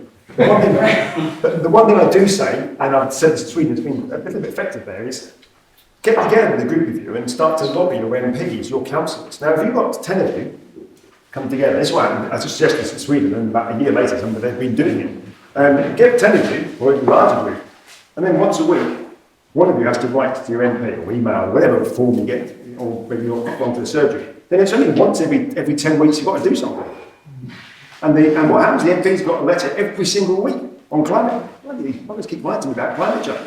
Yeah, every week they've got, imagine if you all did that. It'd be once every 2 years, something like that. Once every year and a half, you have to write to your MP or go and see your MP. And the MP would be every single week, someone's at a surgery writing to me about damn climate change. So I do think there is something about us engaging, and it doesn't have to be doing with MP, it can be with our councillors, it can be with companies, it can be, there's all sorts of ways we can engage in these issues. But I do think actually the political process is really important in this, and we can use the media for that as well. Yeah. So if the Gloucester get lots of letters, they'll start publishing. And I agree with every word you say there. I'm just wondering also about how we should go about trying to engage with our communities. Because for all that a lot of people here, we're minorities within the villages. Yeah. I always just take the view that, you know, that we have to be honest. I know lots of my colleagues love the ideas of theories for change. I haven't never come across a theories of change that I've checked into yet. If we do have one, it's emergent. In other words, we don't know how it would happen. So I use an example from Dolphins years ago of Mary Manning. Any people of my age? Mary Manning? She was a cashier at Dunnes Store, which was the huge department store in Ireland, Southern Ireland. And during apartheid, she was 17 at that point, a cashier. It was sort of Valley of my Dunnes Store. She was a 17-year-old cashier. And she refused to put apartheid goods to her till, so they sacked her. But they didn't know that she was a belligerent old bugger, or young bugger. So she went outside with some signs saying, yeah, don't support South African goods or something. And within a little time, the union joined her. Within 6 months, the shop no longer sold any apartheid goods. Within 2 years, they changed the legislation in Ireland to have no apartheid goods going into Ireland. When Mandela, unfortunately flew, when Mandela went over to Ireland, he put a plaque outside Dunnes Store to thank Mary Manning for her contribution on apartheid. And so I think, you know, there's examples, there's a lot of history to watch with examples like that, usually driven by women, about emergent systems, that you do the right thing. And if you're vociferous and slightly bloody awkward, then other people start to join you, and you are the catalyst for others. But you don't know how that's going to work. You know, someone else will take what you've done and they'll change it a little bit and modify it over there. So you won't necessarily get a pat on the back, you won't get a plaque necessarily. But what you've done is you've started a discourse, a dialogue.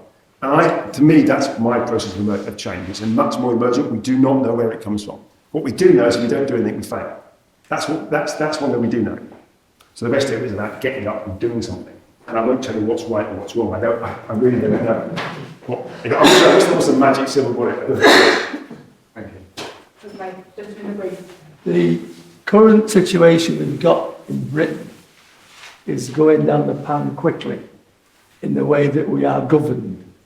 The prescription of Palestine Action, for instance, is a follow on from that, in that more and more things are being prescribed as well. And they're talking about banning certain things, etc. We have a major problem in where you find your truth in this country at the moment.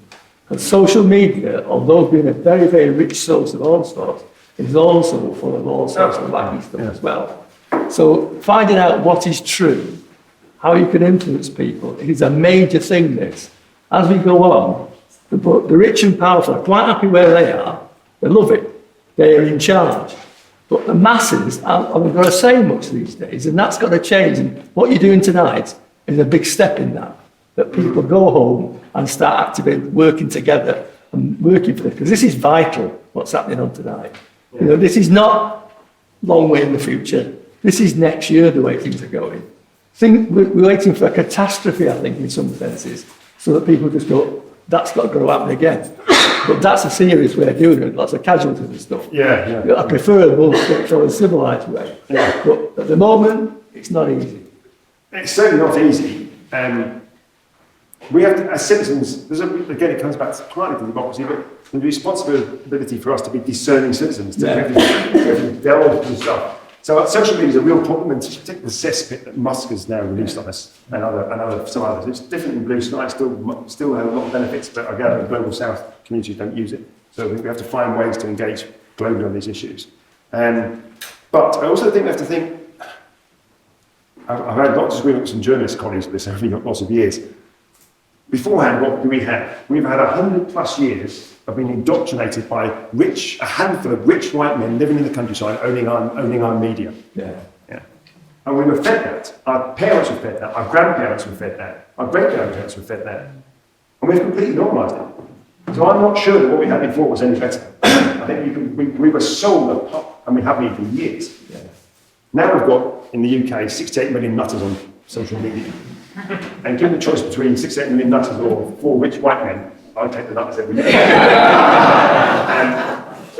But there is a responsibility. We have to be discerning users of this. And I think, so for instance, I really don't like a lot of the Today programme, but there's a lot of very good journalism in the BBC, and some other places as well. And I think when you're listening to it and you combine it with other stuff, you start to get a feeling of what's reasonable and what's not. I think we're actually pretty good as humans. We're pretty good at discerning when we've been bullshitted. And I think we have to hone that a bit more. Yeah. And so it's difficult. I agree it's difficult, but it's not impossible. Yeah. And there are a lot of independent media streams that are almost weekly. I mean, part of the problem is actually keeping up with. But there is a big independent media sort of starting to flow. This gentleman? Hi, Kevin. Thank you. I have a question about the academic community. Like, suppose you are sitting as an organizer in the audience, and like there's a lot of academics with titles, like the UK academic community has a lot of power also, like the IPCC, which is a global committee of science, like headed by a UK scientist. Yeah. And lots of these scientists coming and saying like net zero by 2050 is fine, if you have this technology is fine, and they go around UK and then giving a lecture, a different lecture than you, a very different point of view. And if an organizer, you're sitting in an audience, so what critical question will you ask to that academic? Because what I have understood in my short academic life is like, academics like to be critical, but they don't like critical questions. So like, you are an organizer who wants to do a lot of good things in the community, and they are coming and saying everything is fine. Net zero by 2050 is fine, very different message from you. So what questions can we ask to them? If you're a lay member of the public who's not engaged in these issues, I think it's very, very difficult to know what you would ask to point them, to force them to be more honest. I think it's very difficult, and that's why I think there's an absolute responsibility on the colleagues of those sorts of academics, I would stroke charlatans in my view, to hold them to account. And that is difficult, because these often, now you say they have titles, they have MBEs, OBEs, other buggers' efforts, my dad used to call it. You've got all of these gongs in their names, and that prestige bestows them a certain credibility that they often don't deserve. But I think it's very hard to rely on the public to find. We have to do that. The thing in my experience has been that most of the people who are not honest with the people they're talking to around about net zero 2050, as soon as you scratch their skin, they're incredibly thin skin.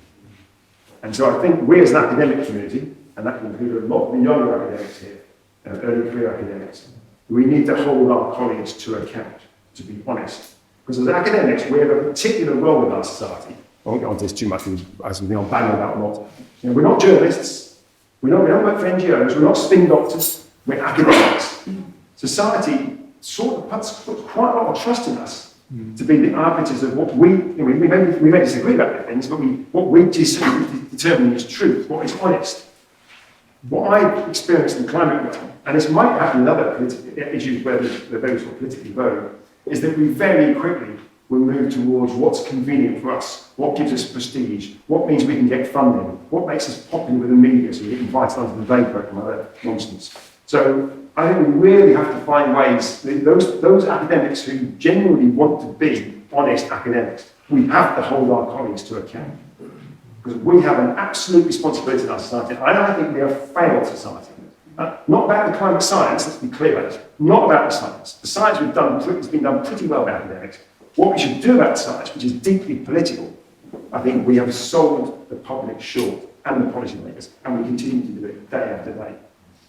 So unfortunately, it comes back to Gaurav here, who only covered this, is a colleague of mine from the Tyndall Centre. It comes back to us to hold our colleagues to account, because I don't think we can rely on everyone else to have sufficient understanding to know how they're being hoodwinked. If you do, I mean, the rest of you, a lot of time if I label on it, actually they haven't known a lot about it, and then they can hold the professor to account. But it's not always the case. The lady right at the back.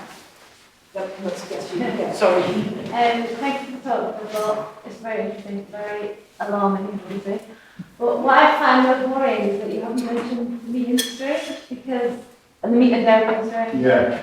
Because, I mean, I'm not a professor of accounting, but I've read a lot on the topic, and I've read that the biggest thing we can do on an individual level to cut our carbon emissions, so we can reduce our carbon footprint by 50%, maybe wrong, by cutting our meat and dairy. Is that right? Well, it makes a big difference. So I did mention it briefly. Yeah, you have one sentence, but then you're Exactly right. I was wondering why. Guilty as charged. Anyway, I work on energy, so that, so I don't do that much on meat and so forth. There was in the people emergency briefing, Paul Brevins, I think, talks about the meat and dairy side. Absolutely key. About of the women we've seen so far, around about 70 to 75% of it is from based on burning fossil fuels. The rest of it is broadly related to agriculture. So agriculture is a really important part of this picture, and we have to get the emissions down from it. And it's not just carbon dioxide. So the problem with agriculture, it produces a lot of other gases. Methane is a really powerful greenhouse gas, and other gases that relate to the fertilizer, and they're really powerful. Some of them are very long lasting. Some of the nitrogen ones are very long lasting, and the methane is short lasting, but very, very powerful in terms of warming. So it is important. I say we need, at a global level, and that starts as individuals and talk to our friends and family, so I persuade them. We need to cut down on the amount of meat and dairy that we consume. Now we can become vegetarian or vegan, or just have it occasionally if the prodigal son or prodigal daughter comes home once every 2 years, so you celebrate that. Absolutely key. We have to do that, and it's just worth bearing in mind. Given we've got 8.5 billion people on the planet, and we want to do a lot of things with land. When you have meat, you have to have huge quantities of land, you probably know this, put aside to grow the soil, wherever it might be, as feed for the meat. So it's a really, really inefficient way of getting calories into 8.5 billion people. If there was 1 billion people on the planet, perhaps we could have more of it. As you get more and more people, you can have less and less meat and dairy because it's so deeply inefficient. Yeah. So we have to move away from your spot on. And I should talk about it a bit more. Maybe I'll start to include it more in the slides, but it's just outside my comfort zone. Yeah, I just wonder that people talk about it in your area because it seems to be a kind of secret. There's quite a lot of people working on it. Yeah, there are a lot of people working on it. It is important, and you're right. People like me who talk about climate change more generally should put a bit more focus on the dairy meat side. I have done some work in Ireland and in New Zealand. New Zealand government report on this. A few years ago, when I looked at the court, I'd find the science engine. But New Zealand and for Ireland, the agricultural emissions are way outside, completely outweigh their carbon emissions from fossil fuels. They're really, really high. So New Zealand, about half to 3/4 of its emissions relate to its sheep industry, really, and some cows. And Ireland's very similar, from cows mostly in Ireland. And like the oil and gas industry, if you go to those countries, the most powerful lobby groups there are from the dairy industry and the meat industry. And so it's just the same people. They have an oil hat on in one country and they have a farming hat on in another country. Leslie? Going back to your issue of CCS on cement plants. You make a case, a very good case for it, and it needs to be demonstrated. But then I think, and the rest, because there will be massive commercial interests not to limit that to the cement industry. Maximise the use of the pipelines. Maximise the oil industry once its depleted oil wells used to the maximum effect. Firstly, is there any technical factor that would limit the use of that CCS to the cement industry? And if not, are you optimistic that it could be politically and commercially limited to it? Well, actually, the last part, yes, and that comes back to this gentleman's point earlier about finance. So that was quite critical of finance. The bit where it is important, one thing, CCS on energy is really expensive. So you've got an expensive energy source you've got to produce every day. But when you combust it in a power station that runs at, say, wherever the gas-fired power station might run at 60% efficient. In other words, 40% of the energy in the gas that goes into the power station goes up the chimney. If you put a CCS plant on that, you'll take off another 15 to 20% efficiency off it. Makes an inefficient process even more inefficient. So financially, and also because, as I mentioned before, the CO2 stream on cement is really rich. The CO2 stream from a power station is nowhere near as rich, it's full of contaminants. It's a much, much harder chemical process to remove the CO2 from fossil fuels, fossil fuel combustion. So I think even if you do the cement side, which I think, I say I don't see any way around that, hopefully there are, I don't know of a way around that at scale. I don't think that necessarily, as long as the rest has put pressure on the system, will stop the power of the lobbying use of fossil fuel companies. It doesn't necessarily mean you have to lock in the fossil fuels. We lock in the fossil fuels because of the power of the executives, not because it's a promising way forward or financially viable. And the power part, we haven't spoken about that tonight, we about that tonight. Power is an absolutely key part of all of this. Financial economics are generally just used as a way of masking power relationships. And that's why I come back to collectively we have more power than any of those people. But their trick is to make us not think that. So I think we can have them separate. I think we'll have to have them separate. I don't think CCS will work, will proceed at any scale commercially in the UK or in any country. Not as we understand it at the moment, not unless there's a major change in the actual technology itself. It's a grunt technology that barely works and costs a fortune. So I think it's really unlikely to work on it at scale. But we'll play it out as far as we can to delay legislation. That's the problem. It's used to delay legislation. I think we have to separate the cement side from the energy side, but recognise that there's a risk that the energy side will misuse the cement side as an excuse for continued operation. That again is up to us to stop that.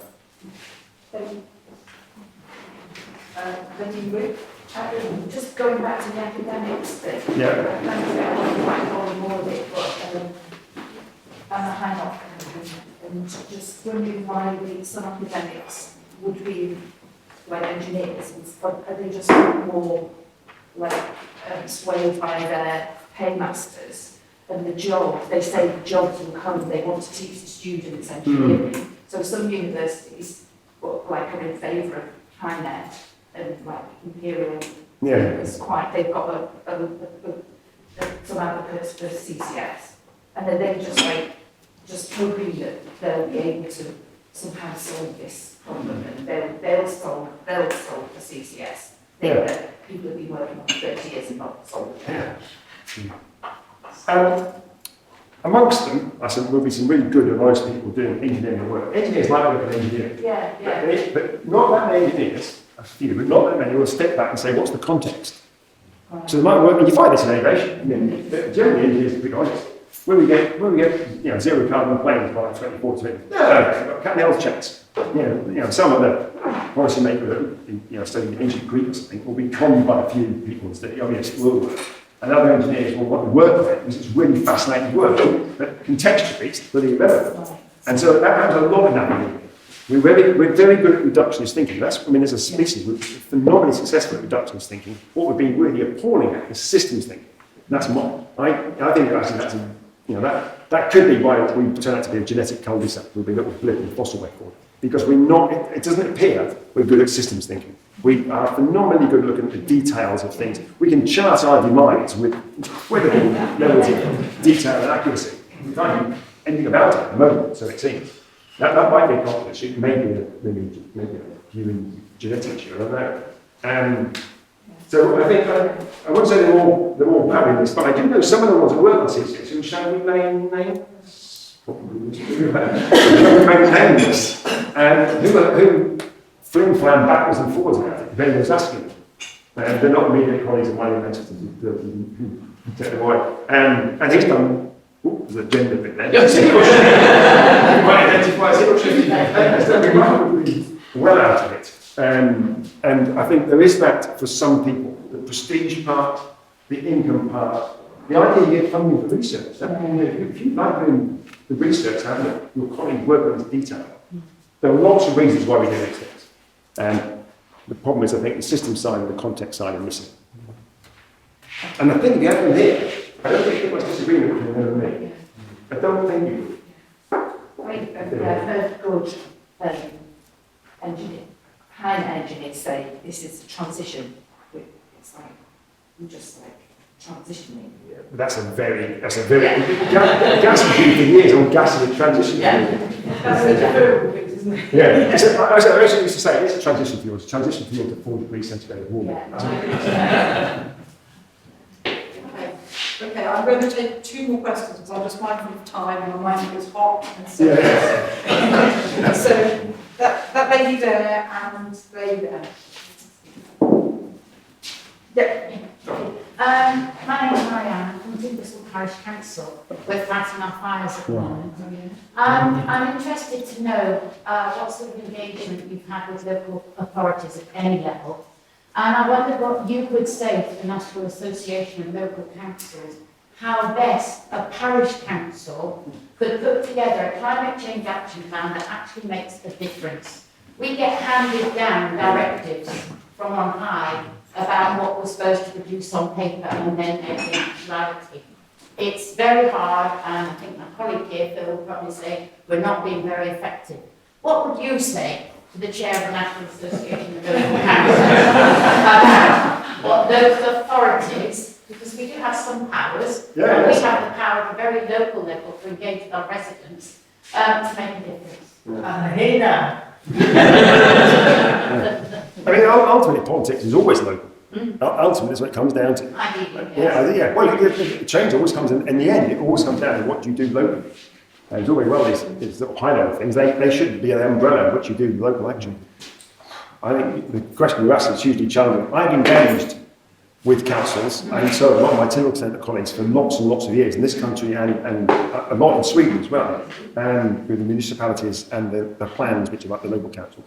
And I spoke at the collection in the Matlock Town Hall of the climate officers of the different councils of Derbyshire. And I realised that they had like £1.30 between them, I think, to spend on their resources were incredibly limited, but they were trying to do the best that they could. You will know how to respond to your own question much better than I would. It does seem to me that local councils do not, and usually you've got these powers, and maybe you have, but I think you do, We have the power to engage with our local residents, we're required to do that. What I think I'm frustrated by is the directives that come from on high about what we should be doing in our climate change action plans. Yeah. Because, first of all, they vary, depending on which tier of council is handing down to a parish council. And secondly, I don't think I've heard from Derbyshire County Council any directives on climate change for quite some considerable time. Yeah. I mean, I have done that problem elsewhere. I think look at one for, I'm sure it was in Lincolnshire, it was actually quite good. So maybe looking for good examples that are out there. I think it was somewhere quite near Biscathorpe in Lincolnshire, because I was involved in something to oppose, find some sites at the time, opposing an oil field that someone was trying to develop there. They had what looked to me from a reasonably, well, more than cursory glance, but from an hour looking through it, they had a reasonably well thought through plan. Now, whether that had been passed down to them or whether they developed it bottom up, my guess is if the people up there are a waste of space, I'm going to be like that, if they haven't been your case one way or another, then I think you just have to do what you think is right, and you're going to get in trouble to some degree for doing that. But then you have to, that's the point of having colleagues and others that you can, it's the power of collectives. That if you've got people who don't want to do it, but you've got groups of you who manage to come together and try and drive something forward, it's quite hard for them to oppose it then. As if it's just you, it's much easier to oppose it. So I say that's my own suggestion. Look for other like-minded councils and parishes and see what they've done. We've done a certain amount of that, definitely, to try and put a plan together. Yeah. I think one of the challenges is how do you demonstrate you made a difference? what are your outputs, and Yeah. actually those measures Yeah. are very difficult to come up with and be convincing for my next door neighbour, for instance. Yeah, very. What is it you're counting, Marianne? What have you costing? Yeah, that What is. difference is it making? Yeah, very difficult to do that, I think. I mean, maybe that's when you have to look at the other things, I don't like this language, a lot of my colleagues look at co-benefits. Maybe the co-benefits are the ones that you count because they're ones that people more readily engage with. Perhaps I'm too negative about the co-benefit approach, but maybe that's the way we do about this. Friends of the Earth have a 20-point action plan for parish councils. Yes, I've read it.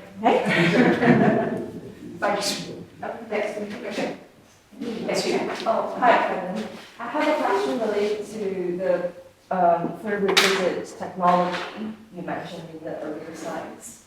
And then my general point is I want to understand with you how we can avoid new structural lock-in when we're going into the transition. And I've also noticed when you were talking about the delayed technologies, previously we were talking about compare with the delayed technologies. We were mentioning about the proven technologies. Now we change the wording to the timely technologies. So first question is I want to understand why the change is happening here.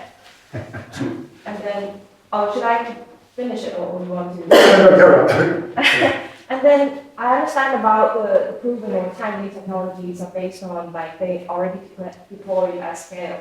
But at scale itself somehow is backed up by what Andy Berman mentioned in his speech today, that the strong privatize the economic power and also centralize the political power. So this is what we call the neoliberalism economic structure today.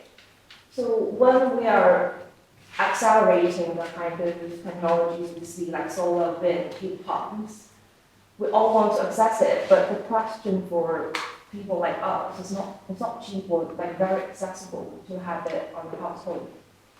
So what is your opinion how we can equally access it and then avoid new structure log-in and then at the same time tackling kind of the climate targets on the 1.5 to align? Yeah.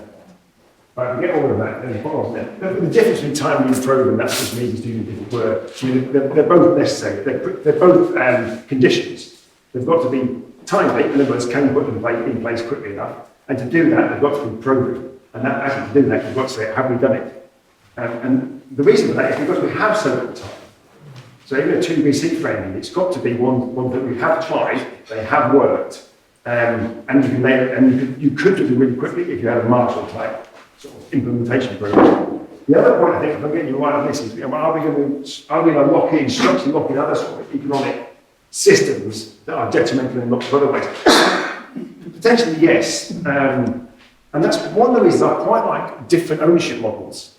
I mean, I do think and I think there's something about this from a planning point of view. One of my colleagues, years ago, if I recall, Alice might have got this wrong or not, but she did some work looking at, I think it was wind turbine sightings, and organisations that actually engaged with the local people, not ones that got a plan. They didn't turn up and say, oh, we've got a meeting in the town hall, here's the plan. That was a big mistake, because they figured, okay, I'm not having that. But if you turned up to start to talk to them about wind turbines and energy and stuff, without a plan, where would you put it? If you were to put them around here, where would you put it? If you engage differently, and then maybe also have some community ownership and some responsibility in it, then there's a quite different attitude towards these sorts of technologies. When it comes another bloody great big rip-off privatised monopoly that comes along and tries to flog something, we're all deeply suspicious, and rightly so. And so I do think we are going to have to think about different models. And there are lots of different models out there already, quite a few of these renewables. And that's partly because they are economically so different to fossil fuels.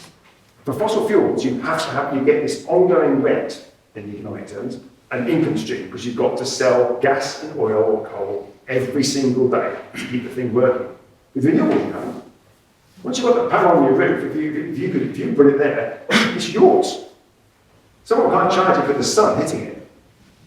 And so the actual economic model, the idea of the rent part, is so different for renewables from fossil fuels. And I think at the moment, that's one of the reasons the fossil fuel companies are running scared. It's why BP went from beyond petroleum to back to, we're producing as much oil as we can. So they switched because they realised that the model that they had that gave them huge profits, you can't have renewables because there is no rent, because there is no fuel stream, because it's solar or it's wind. So I think they're very different. And I think that's still not being captured in the ways that we're looking at economic structures that are there at the moment. And I think it plays in favour of more localism. Because you haven't got this ongoing infrastructure. If you want a gas-fired power station in your village, you've got to have a whole network of gas pipes going out to Qatar or something, and ships dropping it off, and it's going to be complicated. If you want a solar panel on your village, you can probably put some panels somewhere, and you require no infrastructure.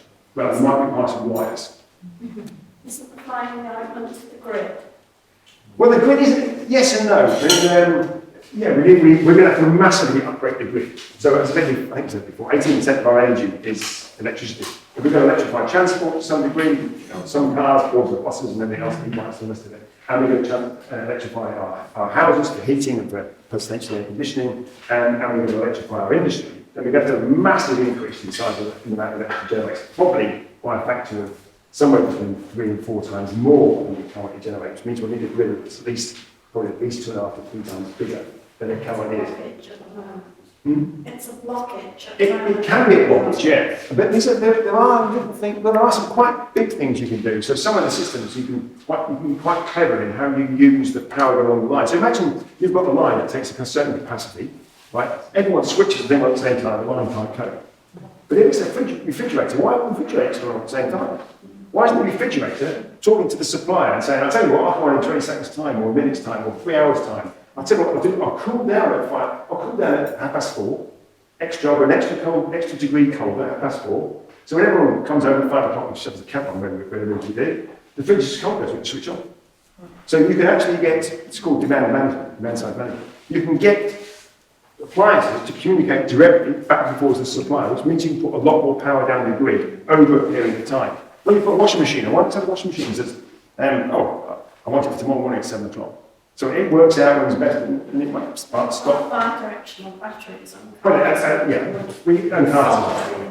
They can, yeah. There are issues with that. But yeah, they can, yeah. So there are lots of demand management issues. There are lots of demand management issues. Then there's a storage issue with the battery. These sorts of things, I think, we can use the grid in a much more sophisticated way than we're using it today. But we will have to have a much bigger grid. That means we'll have to have more pylons, more renewables, more wind turbines, more solar panels. Yeah, that is a shift in technology away from the fossil fuels. Yeah. Okay. Okay, so just about 5 minutes. If there's one thing that we need to take away as individuals in terms of going differently, the re-envisaging the social change, what is it? What's the most important thing? When we watch the PV, the People's Emergency, the number of tipping points, positive tipping points, that in terms of solutions, in terms of actually turning this, getting to the solution. So how will we contribute to those? What are the most important things that we can go away and actually change and do? This is sound like a cop-out. But I think the most important thing that we have to have is honesty and integrity and courage. And the solutions, the responses will come out from us having thought about it with those characteristics to the fore. And we'll come up with different answers and solutions. And those solutions will be tailored as well. So what works in Hayfield may not work in River Buxton. It certainly probably won't work in a village in China. So the responses we need to have to a lot of these things, both adaptation and degree mitigation to a high degree, are highly cultural, are highly place-based, if you like. Again, the Berlin banks are about place-based, so fingers crossed. So there are some things I think that we can say more concrete than that, but I don't want to underplay, honesty, courage, and integrity. And I would add into that cogency. You've got to spend a bit of time thinking. Thinking's hard work. If you've ever done a sport, that's what thinking should feel like. You should be breathing heavily and be hurt.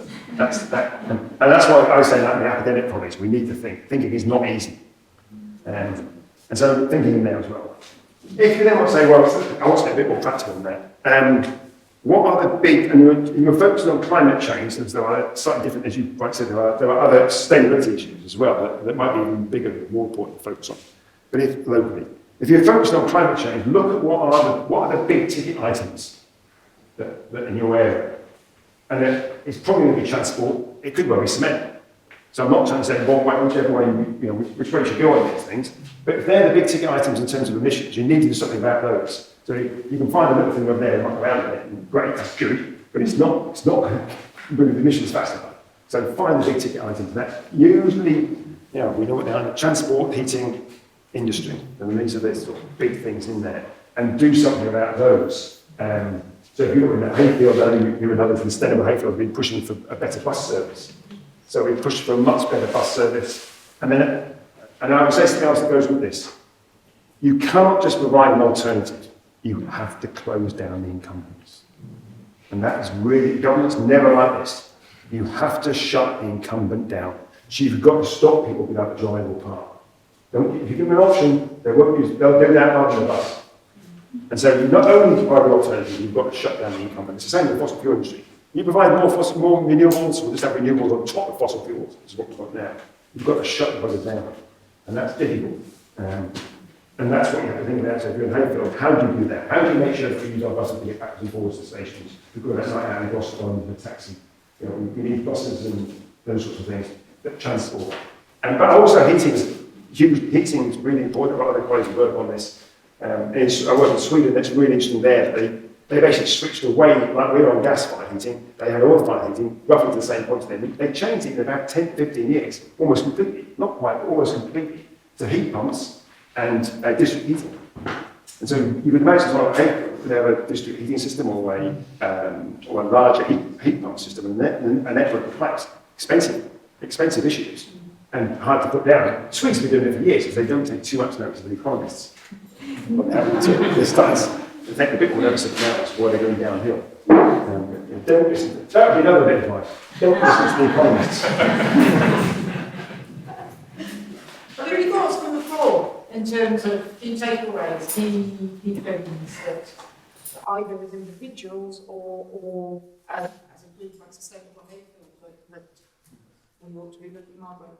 I took from it that we have to hold to account our circles of influence, wherever they may be, and the people that we mix with. For you, it's academics, for us, to be something else. And also, I would recommend Mike Byrne's Lee book, A Climate of Truth. And he talked about, since I've read that book, I've started spending my money in supporting independent media more. Yeah. And look at any investments we make. So I didn't mention about that. It's not my area again, but other colleagues have looked at this.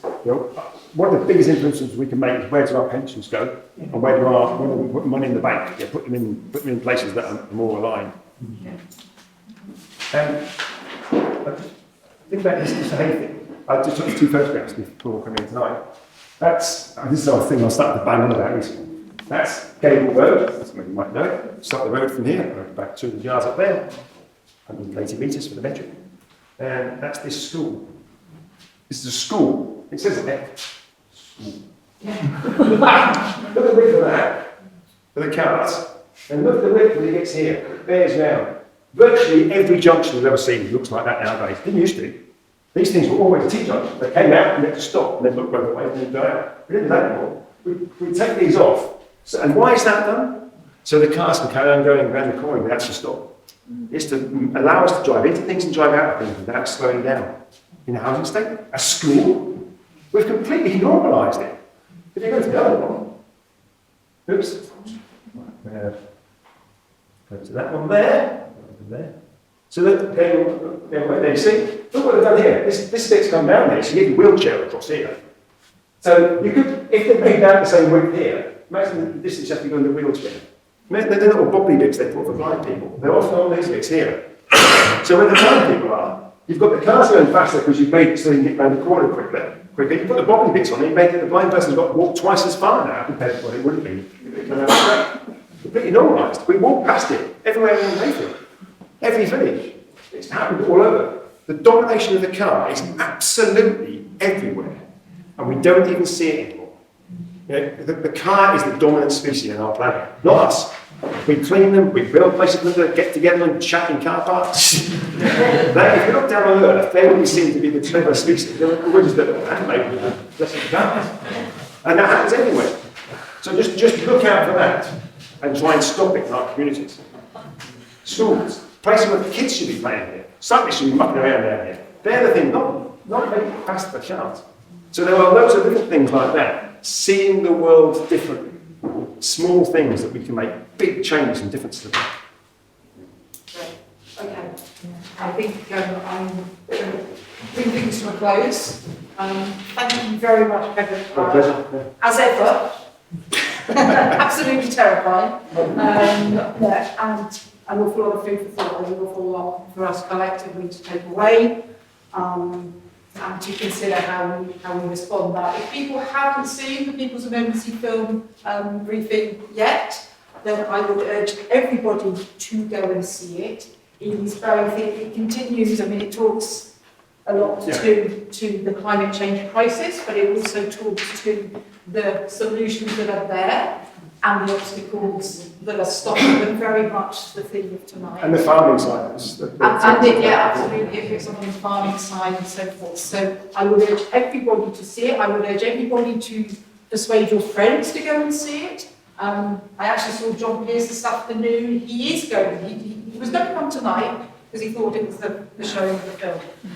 When he realised it wasn't, he said, "No, I want to see the film, and then I'll come and speak to Kevin." So, but he actually did say, he said, "I had so many people writing to me.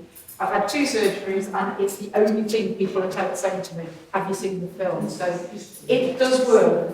So do, and if John's not your, whoever your MP is, do be writing. Do be going and seeing them at their surgeries, because it does work and it is starting to get through. Because really, we do need everybody to be having these conversations. We need everybody to be seeing the film. We need all our politicians to see the film, because I was just going to say, there's showing the film 28th July, Castleton Visitor Centre.